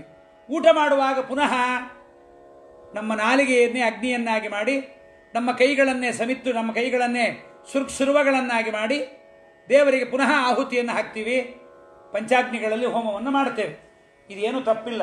ಆದ್ದರಿಂದ ಹೀಗೆ ಮಾಡೋದರಿಂದ ಭಗವಂತ ಸುಪ್ರೀತನಾಗುತ್ತಾನೆ ಎನ್ನುವ ಜ್ಞಾನವನ್ನು ನಾವು ಪಡ್ಕೊಳ್ಳಬೇಕು. ಹೀಗೆ ಜಗನ್ನಾಥದಾಸರು ಧರ್ಮಾರ್ಥ ಕಾಮ ಮೋಕ್ಷಾಣಂ ನಾನ್ಯೋಪಾಯಾಸ್ತಿ ಕಶ್ಚನ ನಾನ್ಯೋಪಾಯಸ್ತು ವಿದ್ಯತೆ ಸತ್ಯಂ ಬ್ರವೀಮಿ ದೇವೇಶ ಹೃಷಿಕೇಶಾರ್ಚನಾದೃತೆ. ಹೃಷಿಕೇಶಾರ್ಚನಾದೃತೆ ಅಂತಾರಲ್ಲಿ ಇಂದ್ರಿಯ ನಿಯಾಮಕನಾದ ಭಗವಂತನ ಪೂಜೆಯೇ ನಿಜವಾದ ಪೂಜೆ. ಇಂದ್ರಿಯಗಳಲ್ಲಿರುವ ದೇವರನ್ನು ತಿಳಿದು ಪೂಜೆ ಮಾಡಬೇಕು. ಆ ದೇವರೇ ಮುಂದುಗಡೆ ಕೂತಿದ್ದಾನೆ ಅಂತ. ಅದಕ್ಕೆ ಜಗನ್ನಾಥದಾಸರು ಹೇಳ್ತಾರೆ, ದೇಶ ದೇಶವ ಸುತ್ತಿ ದೇಹಾಯಾಸಗೊಳಿಸದೆ ಕಾಮ್ಯಕರ್ಮ ದುರಾಸೆಗೊಳಗಾಗದೊಳಗೆ ಎಲ್ಲಿದ್ದಾನೆ ದೇವರು ಅಂತ ತಿಳ್ಕೋ. ಹೃಸ್ತ ಪರಮಾತ್ಮನೇ ಸರ್ವಾವಸ್ಥೆಗಳಲ್ಲಿದ್ದು ಪ್ರೇರಕನೆಂದರಿಯದಿಹ ವ್ಯಕ್ತಿ ಏನು ಕೇಳಿದರೇನು, ಏನು ಮಾಡಿದರೇನು, ಏನು ನೋಡಿದರೇನು, ಏನು ಆಡಿದರೇನು, ಏನು ನೀಡಿದರೇನು, ದಿನದಿ ಶ್ರೀನಿವಾಸನ ಜನ್ಮಕರ್ಮ ಸದಾನುರಾಗದಲ್ಲಿ ತತ್ತ ಸ್ಥಾನದಲ್ಲಿ ತದ್ರೂಪ ತನ್ನಾಮಕನ ಸ್ಮರಿಸದವ ಏನು ನೀಡಿದರೇನು, ಏನು ಕೇಳಿದರೇನು, ಏನು ಪಾಡಿದರೇನು, ಏನು ಮಾಡಿದ್ರೂ ಪ್ರಯೋಜನವಿಲ್ಲ. ತತ್ತಸ್ಥಾನದಲ್ಲಿ ತತ್ತಸ್ಥಾನಗಳಲ್ಲಿ ಪದಾರ್ಥಗಳ ಸ್ಥಾನ, ವಿಷಯಗಳ ಸ್ಥಾನ, ಇಂದ್ರಿಯಗಳ ಸ್ಥಾನ, ನಮ್ಮ ಇಂದ್ರಿಯಗಳಲ್ಲಿರುವ ಭಗವಂತನ ಸ್ಥಾನವನ್ನು ತಿಳಿಯದೆ ತತ್ತಸ್ಥಾನದಲ್ಲಿ ತದ್ರೂಪ ತನ್ನಾಮಕನ ಸ್ಮರಿಸದೇ ಇದ್ದವ ಕೊಡಬೇಕ್ರಿ. ದೇವರು ಅನುಗ್ರಹ ಮಾಡಿದ್ದನಲ್ಲ. ಕೇಳ್ತೇವೆ, ಹೇಳ್ತೇವೆ. ಕೇಳಿ ಹೇಳಿದ್ದನ್ನು ಆಯಾ ಕಾಲಗಳಲ್ಲಿ ವರ್ಷ ಪೂರ್ತಿ ಓದಿದ್ದು ಯಾವಾಗ ಬರ್ಬೇಕು ಹೇಳ್ರಿ? ಎಕ್ಸಾಮ್ ಟೈಮಲ್ಲಿ ಬರಬೇಕು. ಮನೆಗೆ ಬಂದಮೇಲೆ ಬಂದರೆ ಪ್ರಯೋಜನ ಇಲ್ಲ. ನಮಗೆ ಎಕ್ಸಾಮ್ ಯಾವಾಗ ಅಂದರೆ ಶಾಸ್ತ್ರಾರ್ಥವನ್ನು ಕೇಳಿದ್ದನ್ನು ಕ್ಷಣ ಕ್ಷಣವೂ ನಮಗೆ ಎಕ್ಸಾಮೇ. ಆಚಾರ್ಯ ಹೇಳ್ತಾರೆ ಅಂತ್ಯಕಾಲೇ ವಿಶೇಷತಃ ಅಂತ. ಅದು ವಿಶೇಷ. ಸಾಮಾನ್ಯವಾಗಿ ಎಲ್ಲ ಕಾಲಗಳಲ್ಲೂ ಭಗವಂತನ ಚಿಂತನೆ ಬರುತ್ತಲೇ ಇರಬೇಕು. ಆಗೇನಾಗತ್ತೆ, ನಮಗೆ ಶ್ರೇಷ್ಠವಾದ ಸತತ ವಿಷಯ ಇಂದ್ರಿಯಗಳಲ್ಲಿ ಪ್ರವಿತತನೆನಿಸಿ ರಾಜಿಸುವ ಲಕುಮೀಪತಿಗೆ ಸರ್ವಸಮರ್ಪಣೆಯೇ ಮಹಾಪೂಜೆ ಸದುಪಾಯ. ಉಪಾಯಗಳಲ್ಲೇ ಶ್ರೇಷ್ಠವಾದ ಉಪಾಯ ಯಾವುದು? ಈ ಶ್ರೇಷ್ಠವಾದ ಉಪಾಯ ಎಂಬುದನ್ನು ನಾವು ಅರ್ಥ ಮಾಡಿಕೊಳ್ಳಬೇಕು. ಈ ಉಪಾಯದ ಜ್ಞಾನದಿಂದಲೇ ಧರ್ಮಾರ್ಥ ಕಾಮ ಮೋಕ್ಷಗಳನ್ನು ನಾವು ಪಡೆಯಬಹುದು ಎನ್ನುವುದನ್ನು ಕರುಣಾಶಾಲಿಗಳಾದ ಜಗನ್ನಾಥದಾಸರು ಹೀಗೆ ದೇವರ ಪೂಜೆಯ ನಂತರ ಕಾಯಿಕ ಪ್ರದಕ್ಷಿಣೆ ಮಾಡಿಸಿದರು. ದೇವರಿಗೆ ನೈವೇದ್ಯ, ಧೂಪ, ದೀಪ, ಛತ್ರ, ಚಾಮರ ಎಲ್ಲವನ್ನು ದೇವರಿಗೆ ಅರ್ಪಣೆ ಮಾಡಿಸಿದ ಜಗನ್ನಾಥದಾಸರು ಪೂಜೆ ಆದಮೇಲೆ ಪುನಃ ಒಂದು ಯಜ್ಞ ಮಾಡಿಸಿಬಿಡೋಣ ಅಂದರು.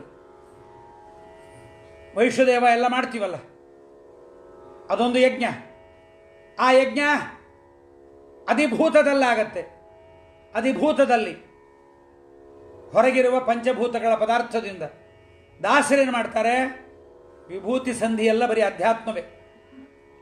ಅಧಿ ಆತ್ಮ, ದೇಹದ ಒಳಗಿರುವ ಪದಾರ್ಥಗಳಿಂದಲೇ ದೇವರಿಗೆ ಪೂಜೆ. ಇದಿದ್ದುಬಿಟ್ರೆ, ಅಧ್ಯಾತ್ಮ ಯಜ್ಞವನ್ನು ಮಾಡುವ ಪದ್ಧತಿ ನಮಗಿದ್ದುಬಿಟ್ರೆ, ಕೂತಲ್ಲಿ ಕೂತಲ್ಲಿ ಯಜ್ಞ, ಕೂತಲ್ಲಿ ಕೂತಲ್ಲಿ ನೈವೇದ್ಯ, ಕೂತಲ್ಲಿ ಕೂತಲ್ಲಿ ಪುಷ್ಪಾರ್ಚನೆ, ಕೂತಲ್ಲಿ ನಿಂತಲ್ಲಿ ಅಭಿಷೇಕ, ಕೂತಲ್ಲಿ ನಿಂತಲ್ಲೆಲ್ಲ ಭಗವಂತನಿಗೆ ಮಂತ್ರ. ಪೂಜೆ ಆಗದೇ ಇದ್ದ ಟೈಮೇ ಇಲ್ಲ. ಪೂಜೆಗೆ ಒಂದೇ ಟೈಮು ಅಂತಿಲ್ಲ, ಎಲ್ಲ ಟೈಮೂ ದೇವರ ಪೂಜೆಗಾಗಿ ಮೀಸಲಾಗಿ ಬಿಡುತ್ತೆ. ಇದನ್ನು ದಾಸರಾಯರ ಕಾರುಣ್ಯ ಇದ್ದರೆ ಮಾತ್ರ, ಅವರ ಅನುಗ್ರಹದಿಂದ ಮಾತ್ರ ತಿಳಿಯಲಿಕ್ಕೆ ಸಾಧ್ಯ. ಅದಕ್ಕೆ ಅಂತಾರಲ್ವಾ, ವ್ಯಾಸತೀರ್ಥರ ಒಲವೋ ವಿಠಲೋಪಾಸಕ ಪ್ರಭುವರಿಯ ಪುರಂದರ, ದಾಸರಾಯರ ದಯವೋ ತಿಳಿಯದು ಓದಿ ಕೇಳದಲೇ. ಇದನ್ನು ಹರಿಕಥಾಮೃತ ಸಾರವನ್ನು ಓದಿದರೆ ಅದು ವೇದವ್ಯಾಸ ದೇವರ, ವ್ಯಾಸರಾಜರ, ಪುರಂದರದಾಸರ, ವಿಜಯದಾಸಾದಿ ಮಹನೀಯರ ಅನುಗ್ರಹ ಇದ್ದರೆ ಮಾತ್ರ ಇದು ಸಾಧ್ಯವಾಗತ್ತೆ, ಇಲ್ಲದಿದ್ರೆ ಇಲ್ಲ. ಆದ್ದರಿಂದಲೇ ಅದಕ್ಕೆ ದಾಸರಂತಾರೆ, ಒಂದು ಪದ್ಯವಾದರೂ ಅರ್ಥಾನುಸಂಧಾನವಾಗಿ ಹೋದ್ರಯ್ಯ. ಅಕ್ಕರದೊಳಿ ಕಾವ್ಯದೊಳೊಂದು ಅಕ್ಷರವ ಬರದೋದಿದವ ದೇವರ್ಕಳಿಂದುಸ್ತ್ಯಜನೆನಿಸುವನೇ. ಈ ಕಾವ್ಯದ ಶ್ರೇಷ್ಠವಾದ ಹರಿಕಥಾಮೃತ ಸಾರದ ಈ ಗ್ರಂಥದಲ್ಲಿ ಒಂದು ಅಕ್ಷರವನ್ನಾದರೂ ಅರ್ಥ ಮಾಡಿಕೊಂಡ್ರೆ ಭಗವದ್ ಅನುಗ್ರಹವಾಗತ್ತೆ. ಅದಕ್ಕೆ ದಾಸರಾಯರು ಯಜ್ಞ ಮಾಡಿಸ್ತಾ ಇದ್ದಾರೆ. ತುಪ್ಪ ಬೇಕಾಗಿಲ್ಲ, ಯಜ್ಞ ಕುಂಡ ಬೇಕಾಗಿಲ್ಲ, ಮೈ ಸುಡತ್ತೆ ಯಜ್ಞ ಮಾಡಬೇಕಾದ್ರೆ ಅಂತ ಒದ್ದೆ ಬಟ್ಟೆ ಹಾಕ್ಕೋಬೇಕಾದಿಲ್ಲ, ಹೊಗೆಯಾಗಿ ಕಣ್ಣೆಲ್ಲ ಉರಿಯತ್ತೆ, ಮೂಗಲ್ಲಿ ಉಸಿರಾಡಕ್ಕಾಗಲ್ಲ ಅಂತ ಅನ್ನೋದಿಲ್ಲ. ಸುಖವಾದ ಅಧ್ಯಾತ್ಮ ಯಜ್ಞಕ್ಕೆ ದಾಸರು ನಮ್ಮನ್ನು ಕರ್ಕೊಂಡು ಹೋಗ್ತಾ ಇದ್ದಾರೆ. ನೋಡೋಣ ಬನ್ನಿ. ಗೋಳಕವೆ ಕುಂಡ ಅಗ್ನಿಕರಣವು ಮೇಲೊದಗಿ ಬಹ ವಿಷಯ ಸುವಿಧವು ಗಾಳಿ ಯತ್ನವು ಕಾಮಧೂಮವು ಸನ್ನಿಧಾನಾರ್ಚಿ. ಹೀಗೆ ಹರಿಕಥಾಂಸಾರ ಓದಬೇಕು. ಪ್ರತಿ ಪದ್ಯವನ್ನು ಅಲ್ಲಲ್ಲಿಗೆ ನಾವು ಕಾಮ ಹಾಕ್ಕೊಂಡು ಅದೇ ರೀತಿಯಲ್ಲಿ ಅದನ್ನು ಓದಬೇಕು. ಆದ್ದರಿಂದ ದಾಸರಂತಾರೆ, ಗೋಳಕವೆ ಕುಂಡ ಅಗ್ನಿಕರಣವು ಮೇಲೊದಗಿ ಬಹ ವಿಷಯ ಸಮಿಧವು ಮೇಳನವೆ ಪ್ರಜ್ವಾಲೆ ಕಿಡಿಗಳು ತುಳಿದಾನಂದಗಳು ತತ್ತತ್ಕಾಲ ಮಾತುಗಳೆಲ್ಲ ಮಂತ್ರ ಅಧ್ಯಾತ್ಮ ಯಜ್ಞವಿದು. ಪದಚ್ಛೇದ ಅರ್ಥ ಆಗಿರಬೇಕಾಗಲೇ ನಿಮಗೆ. ಪದ್ಯ ಹೇಳೋ ರೀತಿಯಲ್ಲೇ ಪದಚ್ಛೇದ ಅರ್ಥ ಆಗಿಬಿಡುತ್ತೆ.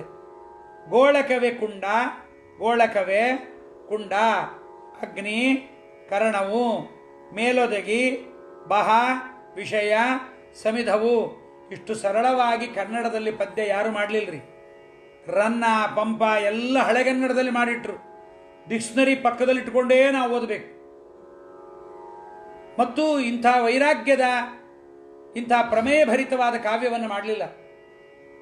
ಎಲ್ಲ ಏನು ಮಾಡಿದ್ರು, ಕಥಾ ಕಟ್ಟೋಗ್ಬಿಟ್ರು. ರಾಜ ರಾಣಿ ಶೃಂಗಾರ ಇದರ ಕಡೆಗೆ, ನವರಸಗಳ ಕಡೆಗೆ ಗಮನ ಕೊಟ್ಟರು, ಪ್ರಮೇಯ ಗ್ರಂಥದ ಕಡೆಗೆ ಗಮನ ಕೊಡಲಿಲ್ಲ. ಆದರೆ ನಮ್ಮ ಜಗನ್ನಾಥದಾಸರು ತಾವೇನು ಮಾಡಿದ್ದಾರೆ ಇಲ್ಲಿ ಅಂತಂದರೆ, ಇಲ್ಲೂ ಶೃಂಗಾರ ಇದೆ, ಇಲ್ಲೂ ಬೀರ ಇದೆ, ಇಲ್ಲೂ ಭೀಭತ್ಸ ಇದೆ, ಎಲ್ಲ ರಸಗಳು ಇದೆ ಇಲ್ಲೇ. ಸಮುದ್ರದ ವರ್ಣನೆಯೂ ಇದೆ ಇಲ್ಲಿ, ಎಲ್ಲ ಇರಬೇಕಂತೆ. ಸೂರ್ಯೋದಯದ ವರ್ಣನೆ, ಸೂರ್ಯಾಸ್ತಮಾನದ ವರ್ಣನೆ.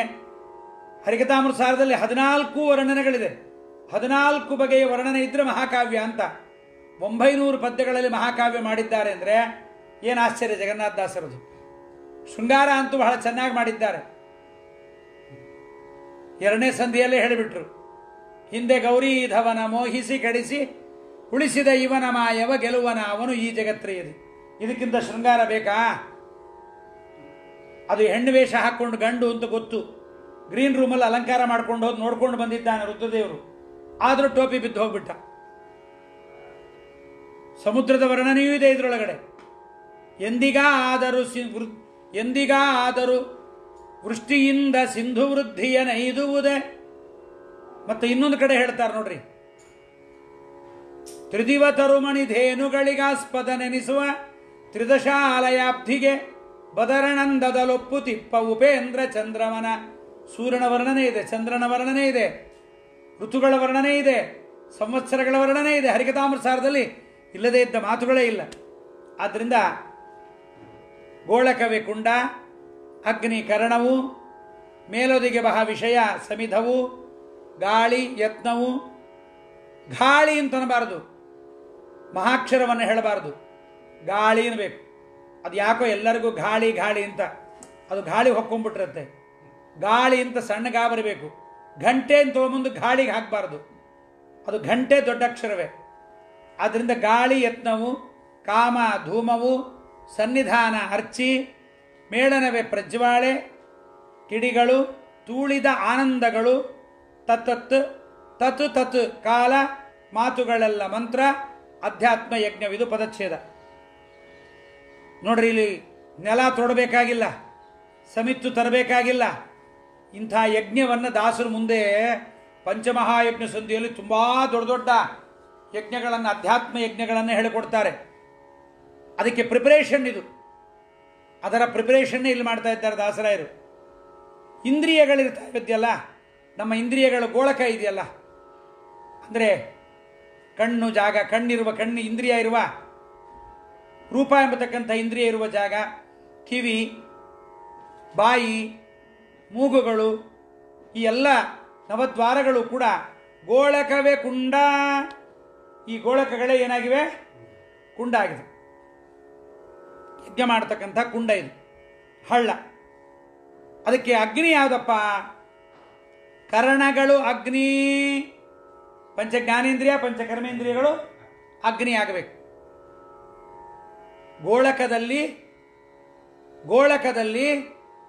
ಗೋಳಕಗಳು ಕಣ್ಣಿನಲ್ಲಿ ಇಂದ್ರಿಯಗಳು ಅಗ್ನಿ. ಅಲ್ಲಿ ಆಗತಕ್ಕಂಥದ್ದು ಅಗ್ನಿ ಉರಿಯಬೇಕಾದ್ರೆ ಕಟ್ಟಿಗೆ ಬೇಕಲ್ಲ, ಸಮಿತ್ತು.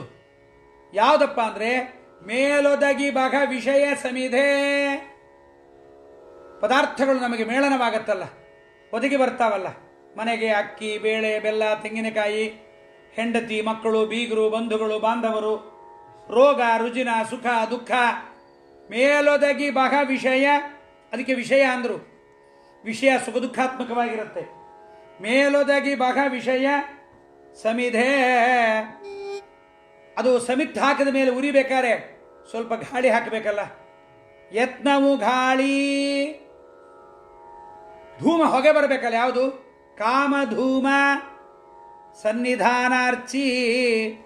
ನೋಡ್ರಿ ದಾಸರೇನು ಹೇಳ್ತಾರೆ, ವಿಷಯೇಂದ್ರಿಯಗಳಲ್ಲಿ ಪ್ರವಿತತ ನೆನೆಸಿ ಭಗವಂತ ವ್ಯಾಪ್ತನಾಗಿದ್ದಾನೆ ಅಂತ ಹೇಳಿದ್ರಲ್ಲ, ಅದನ್ನು ವಿಸ್ತಾರ ಮಾಡ್ತಾ ಇದ್ದಾರೆ.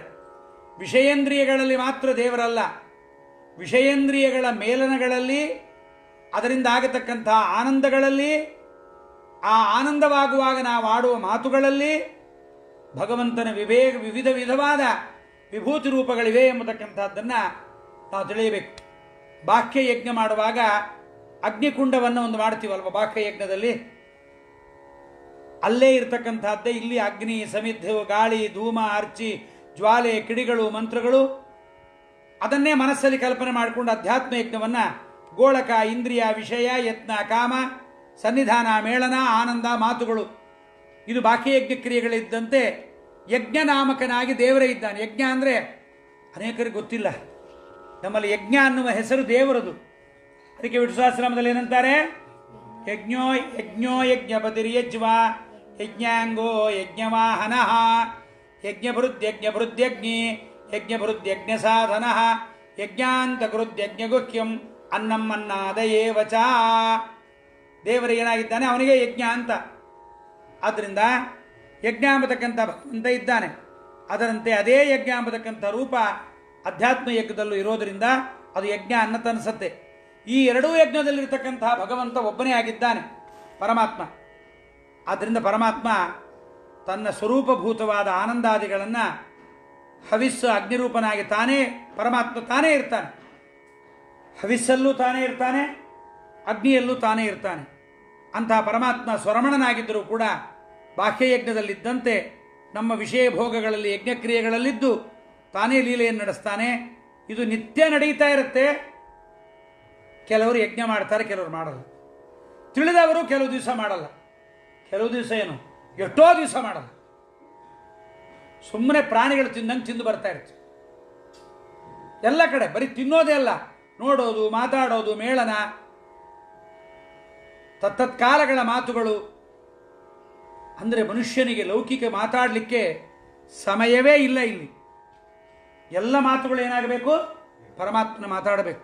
ಆದ್ದರಿಂದ ನಮ್ಮ ವಿಷಯ ಭೋಗದಲ್ಲಿ ಯಜ್ಞಕ್ರಿಯೆ ನಡೆಸ್ತಾನೆ. ಅಷ್ಟೇ ತಿಳಿದ್ರೆ ಮಹಾಫಲ.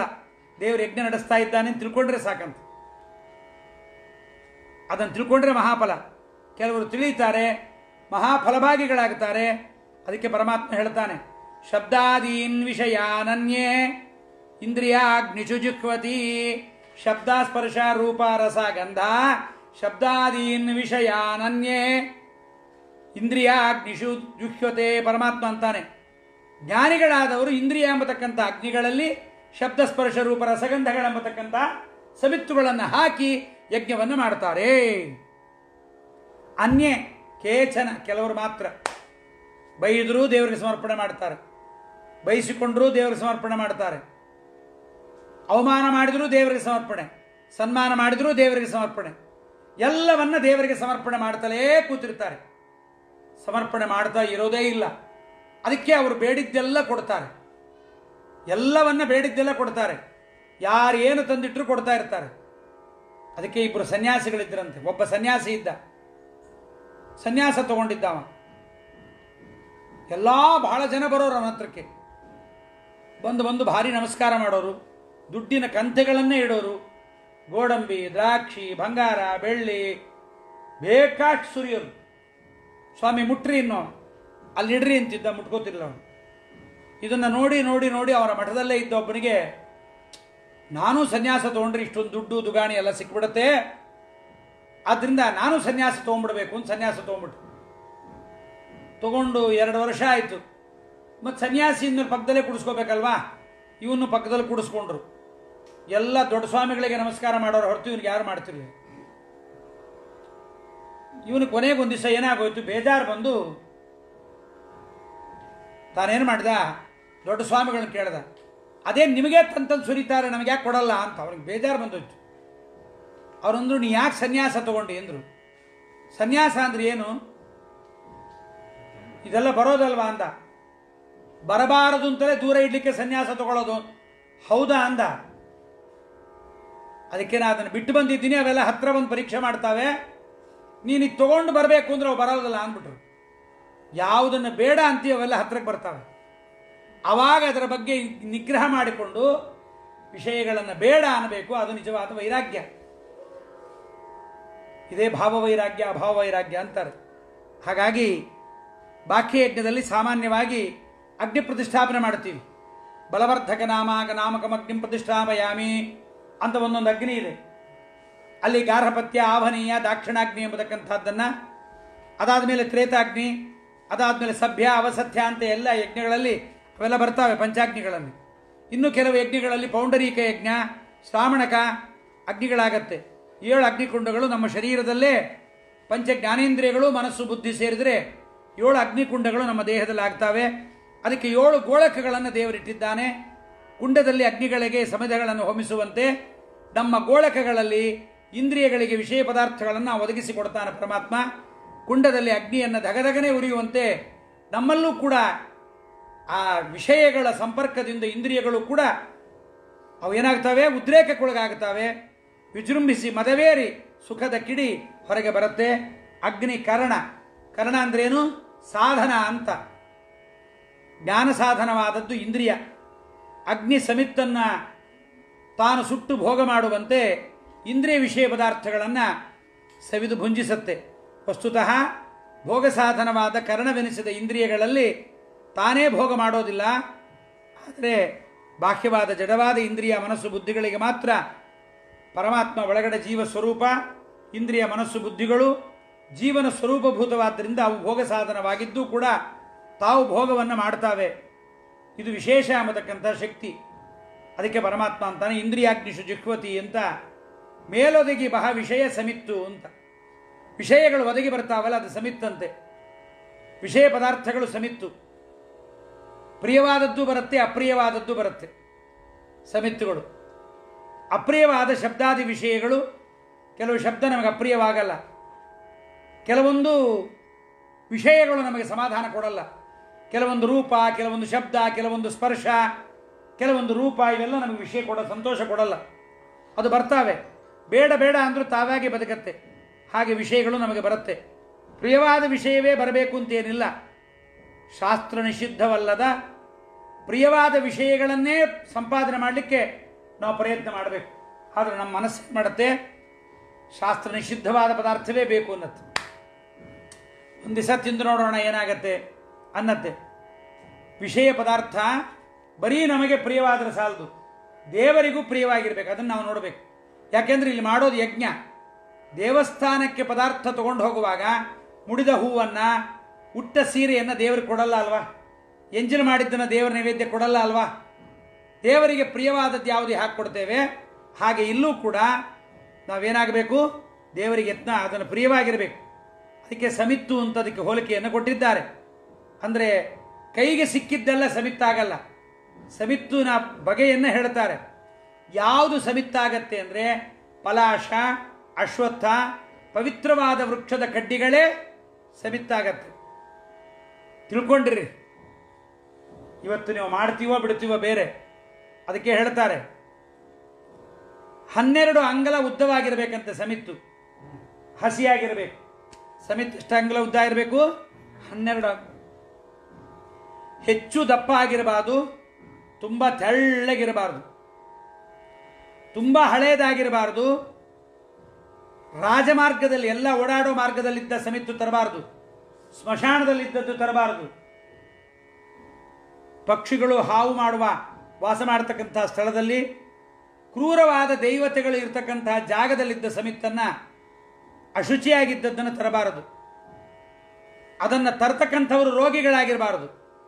ರೋಗಿಗಳು ತಂದರೆ ಅದರಿಂದ ಹೋಮ ಮಾಡಿದರೆ ರೋಗ ಬರುತ್ತಂತೆ. ಅಶುಚಿಯಾಗಿದ್ದವರು ತಂದರೆ ಅನಾವೃಷ್ಟಿಯ ಭಯ. ಸ್ನಾನ ಮಾಡದೆ ಇವತ್ತೆಲ್ಲ ಅಂಗಡಿಲಿ ಕೊಡ್ತಾ ಇರ್ತಾರೆ. ಅಂಗಡಿಲಿದ್ದ ಸಮಿತ್ತೆ ಕೊಂಡ್ಕೊಂಡ್ಬರ್ತಾರೆ. ಯಾವ ಅಂಗಡಿ ನಿಮ್ಮದು? DVG ರೋಡಲ್ಲಿ ಸತೀಶ್ ಸ್ಟೋರ್ಸ್. ಅಲ್ಲಿ ಹೋಗ್ಬಿಟ್ರೆ ಆಗೋಯ್ತು. ಸಮಿತ್ತೆಲ್ಲ ಇಟ್ಟಿರ್ತಾನೆ. ಊಟ ಮಾಡಿ ಬರ್ತಾನೆ, ಕೈ ತೊಳ್ಕೊತಾನೋ ಇಲ್ವೋ ಬಿಡ್ತಾ ಗೊತ್ತಿಲ್ಲ, ಎಲ್ಲ ಹಾಕೊಟ್ಬಿಡ್ತಾನೆ. ಅಶುಚಿಯಾಗಿರಬಾರ್ದು, ರೋಗಿಯಾಗಿರಬೇಕು, ಶುದ್ಧನಾಗಿರಬೇಕು. ಆದ್ದರಿಂದ ಅಶುಚಿಯಾಗಿದ್ದವರು ತಂದರೆ ಮಳೆ ಬರೋದಿಲ್ಲವಂತೆ ಹೋಮ ಮಾಡಿ. ಕಳ್ಳರು, ದರೋಡೆಕಾರರು ತಂದು ಕೊಟ್ಟಿದ್ರೆ ದುರ್ಭಿಕ್ಷೆ ಆಗಿತ್ತಂತೆ. ಸಮಿತ್ತು ಹೆಚ್ಚು ಉದ್ದವಾಗಿದ್ದರೆ ಮರಣವಾಗತ್ತಂತೆ ಯಜಮಾನನಿಗೆ. ಒಣಗಿದ್ದರೆ, ಅತಿ ಒಣಗಿಬಿಟ್ಟಿದ್ರೆ ದಾರಿದ್ರ್ಯ. ಅದರಲ್ಲಿ ಹುಳಗಳು ಸೇರ್ಕೊಂಡ್ಬಿಟ್ಟಿದ್ರೆ, ಪುಡಿ ಉದುರುತ್ತಾ ಇದ್ದರೆ ಅದು ನಮ್ಮ ಇಷ್ಟ ನಾಶ ಮಾಡತ್ತಂತೆ.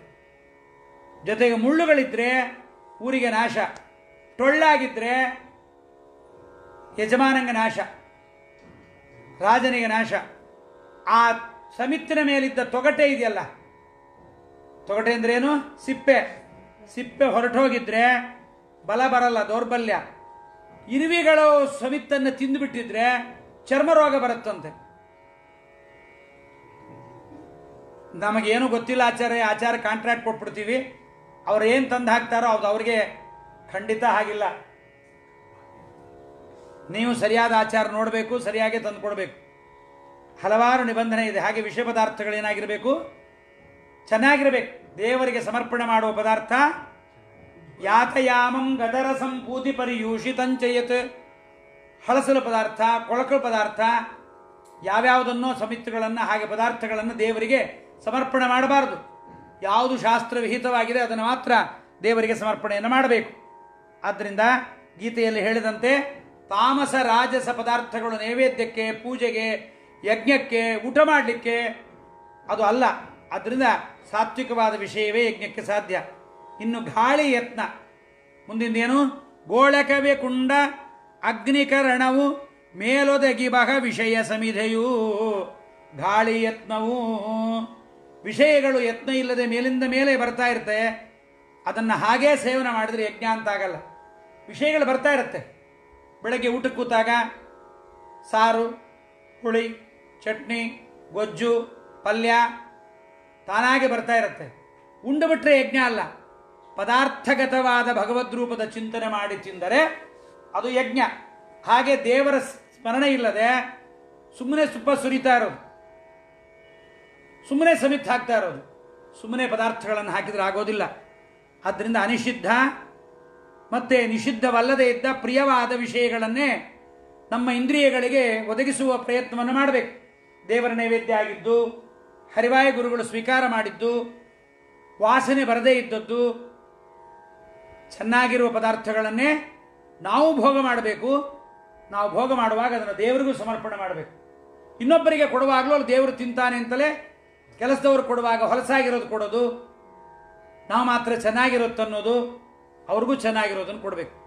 ಆದ್ದರಿಂದ ಶಬರಿ ಹೇಗೆ ಶಬರಿ ಎಂಜಲನುಂಡ ಋಷಿಪತ್ನಿಯರು ಕೊಟ್ಟನ್ನ ಸುಭುಜತಾ ಭುಂಜಿಸಿದ. ಅದರಿಂದ ಒಳ್ಳೆಯ ಸಾತ್ವಿಕವಾದ ವಿಷಯಗಳನ್ನೇ ಸಂಪಾದನೆ ಮಾಡಬೇಕು. ಪದಾರ್ಥ ನ್ಯಾಯಾರ್ಜಿತವಾಗಿರಬೇಕು.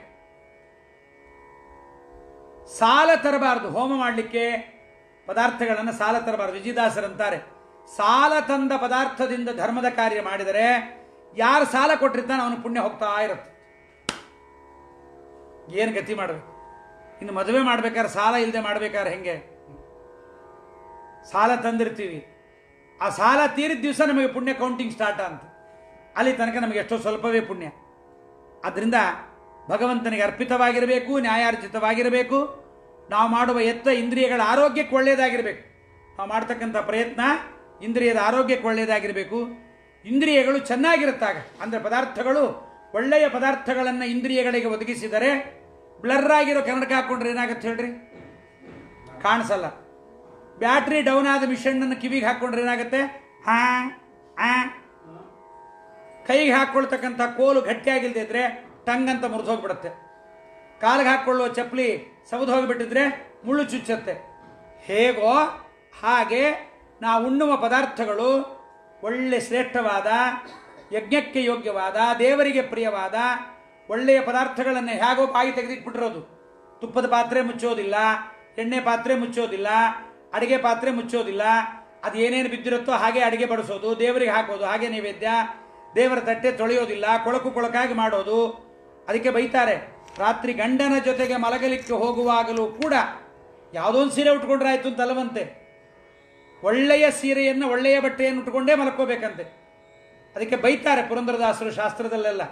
ಪ್ರತಿಯೊಂದು ಹೀಗೆ ಪ್ರಾತಃ ಪ್ರವೃತ್ತಿ ಸಾಯಾಂತರ ಪರ್ಯಂತರವಾಗಿ ಪ್ರತಿಯೊಂದು ಪದಾರ್ಥಗಳು ಹೀಗೆ ಇರಬೇಕು ಅನ್ನುವುದೇ ಶಾಸ್ತ್ರದಲ್ಲಿ ಸಿದ್ಧವಾದದ್ದು.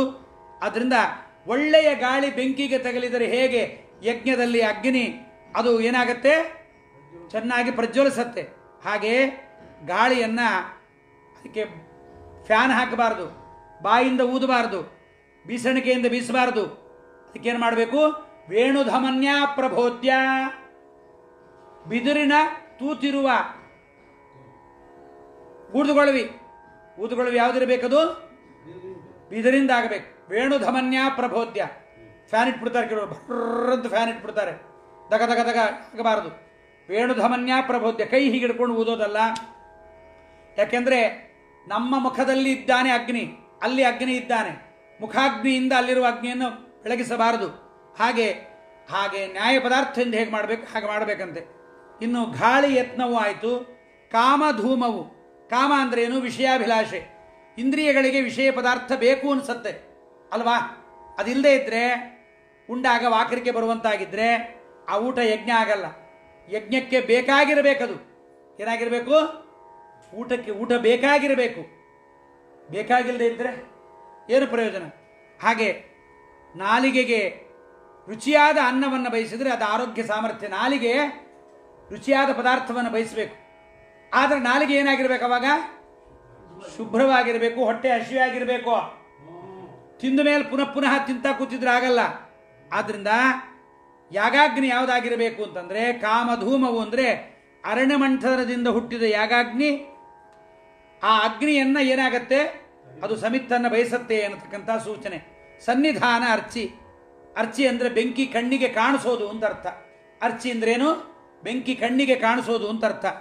ಅರಣಿಮಥನ ಮಾಡಿದಾಗ ಮೊದಲಿಗೆ ಹೊಗೆ ಬರುತ್ತೆ ಅಲ್ವಾ? ಇತ್ತೀಚೆಗೆ ನೀವೆಲ್ಲ ಯೂಟ್ಯೂಬಲ್ಲಿ ಅನೇಕ ಕಡೆ ಯಜ್ಞಗಳನ್ನು ಮಾಡುವಾಗ ಇತ್ತೀಚೆಗೆ ತರ್ತಾರೆ. ಆಗಿನ ಕಾಲದಲ್ಲೆಲ್ಲ ಅರಣಿಮಥನ ಆಗಿದ್ದರೆ ಮಾತಾಡೋದಿರ್ತಿರ್ಲಿಲ್ಲ, ಅದೇ ದೊಡ್ಡ ನ್ಯೂಸ್ ಆಗಿರ್ತಿತ್ತು. ಈಗ ಅರಣಿಮಥನ ಪ್ರತಿಯೊಬ್ಬರ ಮನೆಯಲ್ಲೂ ಮಾಡ್ತಾರೆ. ಒಳ್ಳೆ ಅಗ್ನಿ ಸೂಕ್ತವನ್ನು ಹೇಳಿಕೊಂಡು ಶುಚಿಯಾದ ಬ್ರಾಹ್ಮಣರು ಅಗ್ನಿಮಥನವನ್ನು ಮಾಡ್ತಾರೆ. ಅದು ಮೆಲ್ಲಕ್ಕೆ ಮೊದಲು ಹೊಗೆ ಕಾಣಿಸುತ್ತೆ, ಆಮೇಲೆ ಬೆಂಕಿ ಕಾಣಿಸುತ್ತೆ. ಅದೇ ಅರ್ಚಿ. ಅದನ್ನೇನು ಮಾಡ್ತಾರೆ? ತಕ್ಷಣ ಅದಕ್ಕೆ ಸಮಿದ್ದನ್ನು ಹಾಕಬೇಕು, ಆಗ ಜ್ವಲಿಸತ್ತೆ. ಹಾಗೆ ವಿಷಯ ಪದಾರ್ಥ ಸಮೀಪದಲ್ಲಿದ್ದಾಗ, ಗಮನಕ್ಕೆ ಬಂದಾಗ, ಇಂದ್ರಿಯಗಳು ಅಪೇಕ್ಷೆ ಪಟ್ಟಾಗ ಅದು ವಿಜೃಂಭಿಸಲಿಕ್ಕೆ ಪ್ರಾರಂಭ ಆಗತ್ತಲ್ವಾ? ಆಗ ರುಚಿಕರವಾದ ತಿಂಡಿಯನ್ನು ಹತ್ತಿರದಲ್ಲಿ ಕಂಡಾಗ ಬಾಯಲ್ಲಿ ನೀರಿರುತ್ತೆ, ಆಗಲೇ ಆ ಪದಾರ್ಥವನ್ನು ಸೇವಿಸಬೇಕು. ಆಗ ಆಗತ್ತೆ ಸನ್ನಿಧಾನ. ವಿಷಯಗಳ ಸನ್ನಿಧಾನವೇ ಅರ್ಚಿ, ಮೇಳನವೇ ಪ್ರಜ್ವಾಲೆ. ಅದನ್ನು ತಿಂತೀವಲ್ಲ, ಮೊದಲಿಗೆ ಸಣ್ಣದಾಗಿರುವ ಬೆಂಕಿ ಸಮಿತ್ತನ್ನು ಹಾಕಿದ್ರೆ ಏನಾಗತ್ತೆ? ಪ್ರಜ್ವಲಿಸತ್ತೆ. ಇಂದ್ರಿಯಗಳಿಗೆ ವಿಷಯ ಪದಾರ್ಥ ಮೇಳನವಾಗತ್ತೆ, ವಿಷಯಕ್ಕೂ ಅದು ಮೇಳನವಾಗತ್ತೆ, ಅದೇ ಪ್ರಜ್ವಲಿಸತ್ತೆ. ಕಿಡಿಗಳು ತೂಳಿದ ಆನಂದಗಳು. ಸಮಿತ್ತುಗಳನ್ನು ತುಪ್ಪದಲ್ಲಿ ಅದ್ದಿ ಬೆಂಕಿಗೆ ಹಾಕಿದಾಗ ಜ್ವಾಲೆಯಿಂದ ಕಿಡಿಗಳು ಹೊರಹೊಮ್ಮತ್ತೆ. ವಿಷಯ ಪದಾರ್ಥಗಳನ್ನು ಉಣ್ಣಲಿಕ್ಕೆ ಸಿದ್ಧವಾಗಿರುವ ಇಂದ್ರಿಯಗಳಿಗೆ ಸಿಕ್ಕಾಗ ಅವಕ್ಕೆ ಆನಂದವಾಗತ್ತೆ, ಕಿಡಿಗಳನ್ನು ಹೊರಸೂಸುತ್ತೆ. ಆದರೆ ಬಹಳ ಅದ್ಧೂರಿಯಾಗಿ ಭೋಗ ವಿಲಾಸಗಳನ್ನು ನಡೆಸ್ತಾ ಇದ್ದರೂ ಕೂಡ ಆನಂದ ಬೆಂಕಿ ಕಿಡಿಗಳಂತೆ ಅಲ್ಪ, ಕ್ಷಣಿಕ ಅನ್ನೋದನ್ನು ತಿಳಿಬೇಕು. ಬೆಂಕಿಯ ಇದು ಕ್ಷಣಿಕ, ಅಲ್ಪ, ಮರೆಯಬಾರದು. ಬೆಂಕಿ ಕಿಡಿಗಳಿಗಾಗಿ ನಾವು ಯಜ್ಞ ಮಾಡಲ್ಲ ಅಲ್ವಾ? ಬೆಂಕಿಯ ಕಿಡಿಗಾಗಿ ಯಜ್ಞ ಮಾಡಲ್ಲ. ಹಾಗೆ ಇಂದ್ರಿಯ ಸುಖಕ್ಕಾಗಿ ವಿಷಯ ಸೇವನೆ ಅಲ್ಲ. ಆದ್ದರಿಂದ ನಮಗೆ ಯಾವುದು ಬೇಕು? ಸಮಿತ್ತುಗಳೆಲ್ಲ ಸುಡಬೇಕು, ಬರೀ ಅರ್ಚಿ ಅಲ್ಲ. ಆದ್ದರಿಂದ ಆ ಯಜ್ಞಗಳನ್ನು ಮಾಡುವಾಗ, ಊಟಕ್ಕೆ ಕೂತಾಗ, ಮಕ್ಕಳ ಜೊತೆಗೆ ಮಾತಾಡುವಾಗ ತತ್ತತ್ಕಾಲ ಮಾತುಗಳೆಲ್ಲ ಮಂತ್ರ. ಯಜ್ಞದಲ್ಲಿ ಬೇರೆ ಮಾತಾಡದಂತೆ ಏನು ಮಾಡ್ತೀವಿ? ಸ್ವಾಹ, ಅಗ್ನಿಯೇ ಸ್ವಾಹ, ನಿವೃತ್ತಿಯೇ ಸ್ವಾಹ, ಪ್ರಜಾಪತಿಯೇ ಸ್ವಾಹ, ಇದೆಲ್ಲ ಹೇಳ್ತೀವಿ. ಹಾಗೆ ಒಳ್ಳೆಯ ಮಧುರವಾದ ಶಬ್ದ ಕಿವಿಗೆ, ಒಳ್ಳೆಯ ಇಷ್ಟವಾದ ಸ್ಪರ್ಶ, ಸುಖ ಸ್ಪರ್ಶ, ಸುಂದರ ರೂಪ, ರುಚಿಕರವಾದ ನಾಲಿಗೆಗೆ ಪ್ರಿಯವಾದ ತಿಂಡಿ ತಿನಿಸು, ಒಳ್ಳೆ ಪರಿಮಳವಾದ ಗಂಧ ಮೂಗಿಗೆ, ಇಷ್ಟವಾದ ಆಲೋಚನೆ ಮನಸ್ಸು ಬುದ್ಧಿಗಳಿಗೆ, ಇದೆಲ್ಲ ಪಂಚೇಂದ್ರಿಯಗಳಿಂದ ಮನಸ್ಸಿಗೆ ಅನುಭವಿಸುವಾಗ ಒಳ್ಳೆ ಪ್ರಶಂಸೆ ಬರುತ್ತೆ. ಏನು ಗೊಜ್ಜಿರಿ, ಏನು ಸಂಗೀತ ರೀ, ವಾವಾ ಕ್ಯಾ ಬಾತ್ ಹೈ, ವಾವಾ ವಾವಾ ಅಂತ ಸಂಗೀತ ಕೇಳಿದಾಗ. ಒಳ್ಳೆ ಮೊಮ್ಮಗನ ಸ್ಪರ್ಶ ಆಗಿರಲ್ಲ, 4-5 ತಿಂಗಳಾಗಿರುತ್ತೆ. ಮೊಮ್ಮಗನ ಎತ್ತುಕೊಂಡ್ಲೆ ಆಲಿಂಗನ ಮಾಡಿಕೊಂಡು ತಪ್ಪಿಕೊಂಡು ಲೊಚ ಲೊಚ ಲೊಚ ಮುತ್ತು ಕೊಡ್ತಾನೆ, ಕುಸು ಚೆನ್ನಾಗಿದೆಯಾ ಅಂತ. ಸುಖ ಸ್ಪರ್ಶ, ಅವುಗಳಲ್ಲಿರುವ ಭಗವಂತನ ವಿಭೂತಿ ರೂಪಗಳೇ ಪ್ರಶಂಸಕ್ಕೆ ಕಾರಣವಾಗತ್ತೆ. ಮಾತುಗಳೆಲ್ಲ ಬಾಕಿ ಯಜ್ಞದ ಮಂತ್ರಗಳಂತೆ ಭಗವಂತನ ಸ್ತುತಿರೂಪವಾಗಿರುತ್ತೆ. ಅದನ್ನು ದೇವರಿಗೆ ಅದನ್ನು ಅರ್ಪಣೆ ಮಾಡಬೇಕು. ಇದು ಅಧ್ಯಾತ್ಮ ಯಜ್ಞ. ಆತ್ಮ ಎಂದರೆ ಶರೀರ, ಅಧ್ಯಾತ್ಮ ಅಂದರೆ ಶರೀರದೊಳಗಿರುವ ಭಗವಂತ, ಅಧಿಕನಾದ ಆತ್ಮ, ಉತ್ತಮನಾದ ಪದಾರ್ಥ ಅಂತ ಅರ್ಥ. ಅಧ್ಯಾತ್ಮ ಅಂದರೆ ಶರೀರದೊಳಗೆ ಪರಮಾತ್ಮನ ಆರಾಧನೆ. ಇದು ಯಜ್ಞ. ಇದು ಯಜ ದೇವ ಪೂಜಾಯಾಮ್ ಅಂತ ಯಜ್ಞ ಪೂಜಾತ್ಮಕವಾಗಿರ್ತಕ್ಕಂಥ ಯಜ್ಞ. ಒಮ್ಮೆಯೇ ಈ ಯಜ್ಞವನ್ನು ಕೇಳಿದ್ರೆ ಅರ್ಥ ಆಗಲ್ಲ ರೀ, ತುಂಬ ಸ್ಟಿಫು ಇದಲ್ಲ. ಶ್ಲೋಕ ಅರ್ಥ ಆಗಿಬಿಡ್ತಲ್ವ ನಮಗೆ ಬೇಗ, ಶ್ಲೋಕ ಬೇಗ ಅರ್ಥ ಆಗೋಯ್ತು. ಗೋಳಕವೇ ಕುಂಡಾಗ್ನಿಕರಣವು ಮೇಲೊದಗಿ ಬಹ ವಿಷಯ ಸಮಿಧೆಯು, ಗಾಳಿ ಯತ್ನವು ಕಾಮಧೂಮವು ಸನ್ನಿಧಾನಾರ್ಚಿ, ಮೇಳನವೇ ಪ್ರಜ್ವಾಲೆ ಕಿಡಿಗಳು ತೂಳಿದ ಆನಂದಗಳೇ, ತತ್ತತ್ಕಾಲ ಮಾತುಗಳೆಲ್ಲ ಮಂತ್ರ ಆಧ್ಯಾತ್ಮ ಯಜ್ಞವಿದು. ಇದೇ ಶ್ರೇಷ್ಠವಾದ ಯಜ್ಞ. ಈ ಥರದ ಯಜ್ಞವನ್ನು ನಾವು ಮಾಡಿ ಭಗವಂತನಿಗೆ ಅರ್ಪಣೆ ಮಾಡಬೇಕು ಅನ್ನುವುದೇ ಇದು ಶ್ರೇಷ್ಠವಾದ ಯಜ್ಞ. ಇದನ್ನು ತಿಳಿಯಬೇಕು. ಈ ಯಜ್ಞವನ್ನು ಜ್ಞಾನಿಗಳ ಮುಖದಿಂದ, ಅನುಭವಸ್ಥರ ಬಾಯಿಂದ ಈ ಯಜ್ಞದ ಬಗ್ಗೆ ಸರಿಯಾದ ಮಾಹಿತಿಯನ್ನು ಪಡ್ಕೊಂಡು ಇದನ್ನು ಭಗವಂತನಿಗೆ ಸಮರ್ಪಣೆ ಮಾಡಿದಾಗ ಮಾತ್ರ ನಿಜವಾದ ಯಜ್ಞವಾಗತ್ತೆ. ನಿಜವಾದ ಯಜ್ಞವನ್ನು ಭಗವಂತನಿಗೆ ಸಮರ್ಪಣೆ ಮಾಡಬೇಕೇ ಹೊರತು ಬೇರೆ ರೀತಿಯಿಂದಲ್ಲ. ಆದ್ದರಿಂದ ಇಂಥ ವಿಚಾರವನ್ನು ಭಗವಂತನಿಗೆ ಸಮರ್ಪಣೆಯನ್ನು ಮಾಡ್ತಾ ನಾಳೆ ಪುನಃ ಇದೇ ಸಮಯಕ್ಕೆ 4:15 5:30 ತನಕ ಪುನಃ ಇದೇ ಪ್ರವಚನವನ್ನು ಕೇಳೋಣ. ಶ್ರೀ ಕೃಷ್ಣಾರ್ಪಣಮಸ್ತು. ಹರಿಯೇ ನಮಃ. ಕಾಯೇನ ವಾಚಾ ಮನಸ್ಸೇಂದ್ರಿಯರ್ವ ಬುದ್ಧ್ಯಾತ್ಮನಾವ ಸುತಸ್ವಭಾವಂ ಕರೋಮಿದ್ಯತ್ಸಕಲಂ ಪರಸ್ಮೈ ನಾರಾಯಣಾಯ ಸಮರ್ಪಯಾಮಿ. ದಕ್ಷಪದ ಪೃಷ್ಠಂ ಮಾತ್ರಾಂಚ ಭವೇತ್. ತತ್ಸರ್ವಂ ಕ್ಷಮ್ಯತಾದ್ದೇವ. ನಾರಾಯಣ ನಮೋಸ್ತುತೆ. ಹರಯೇ ನಮಃ.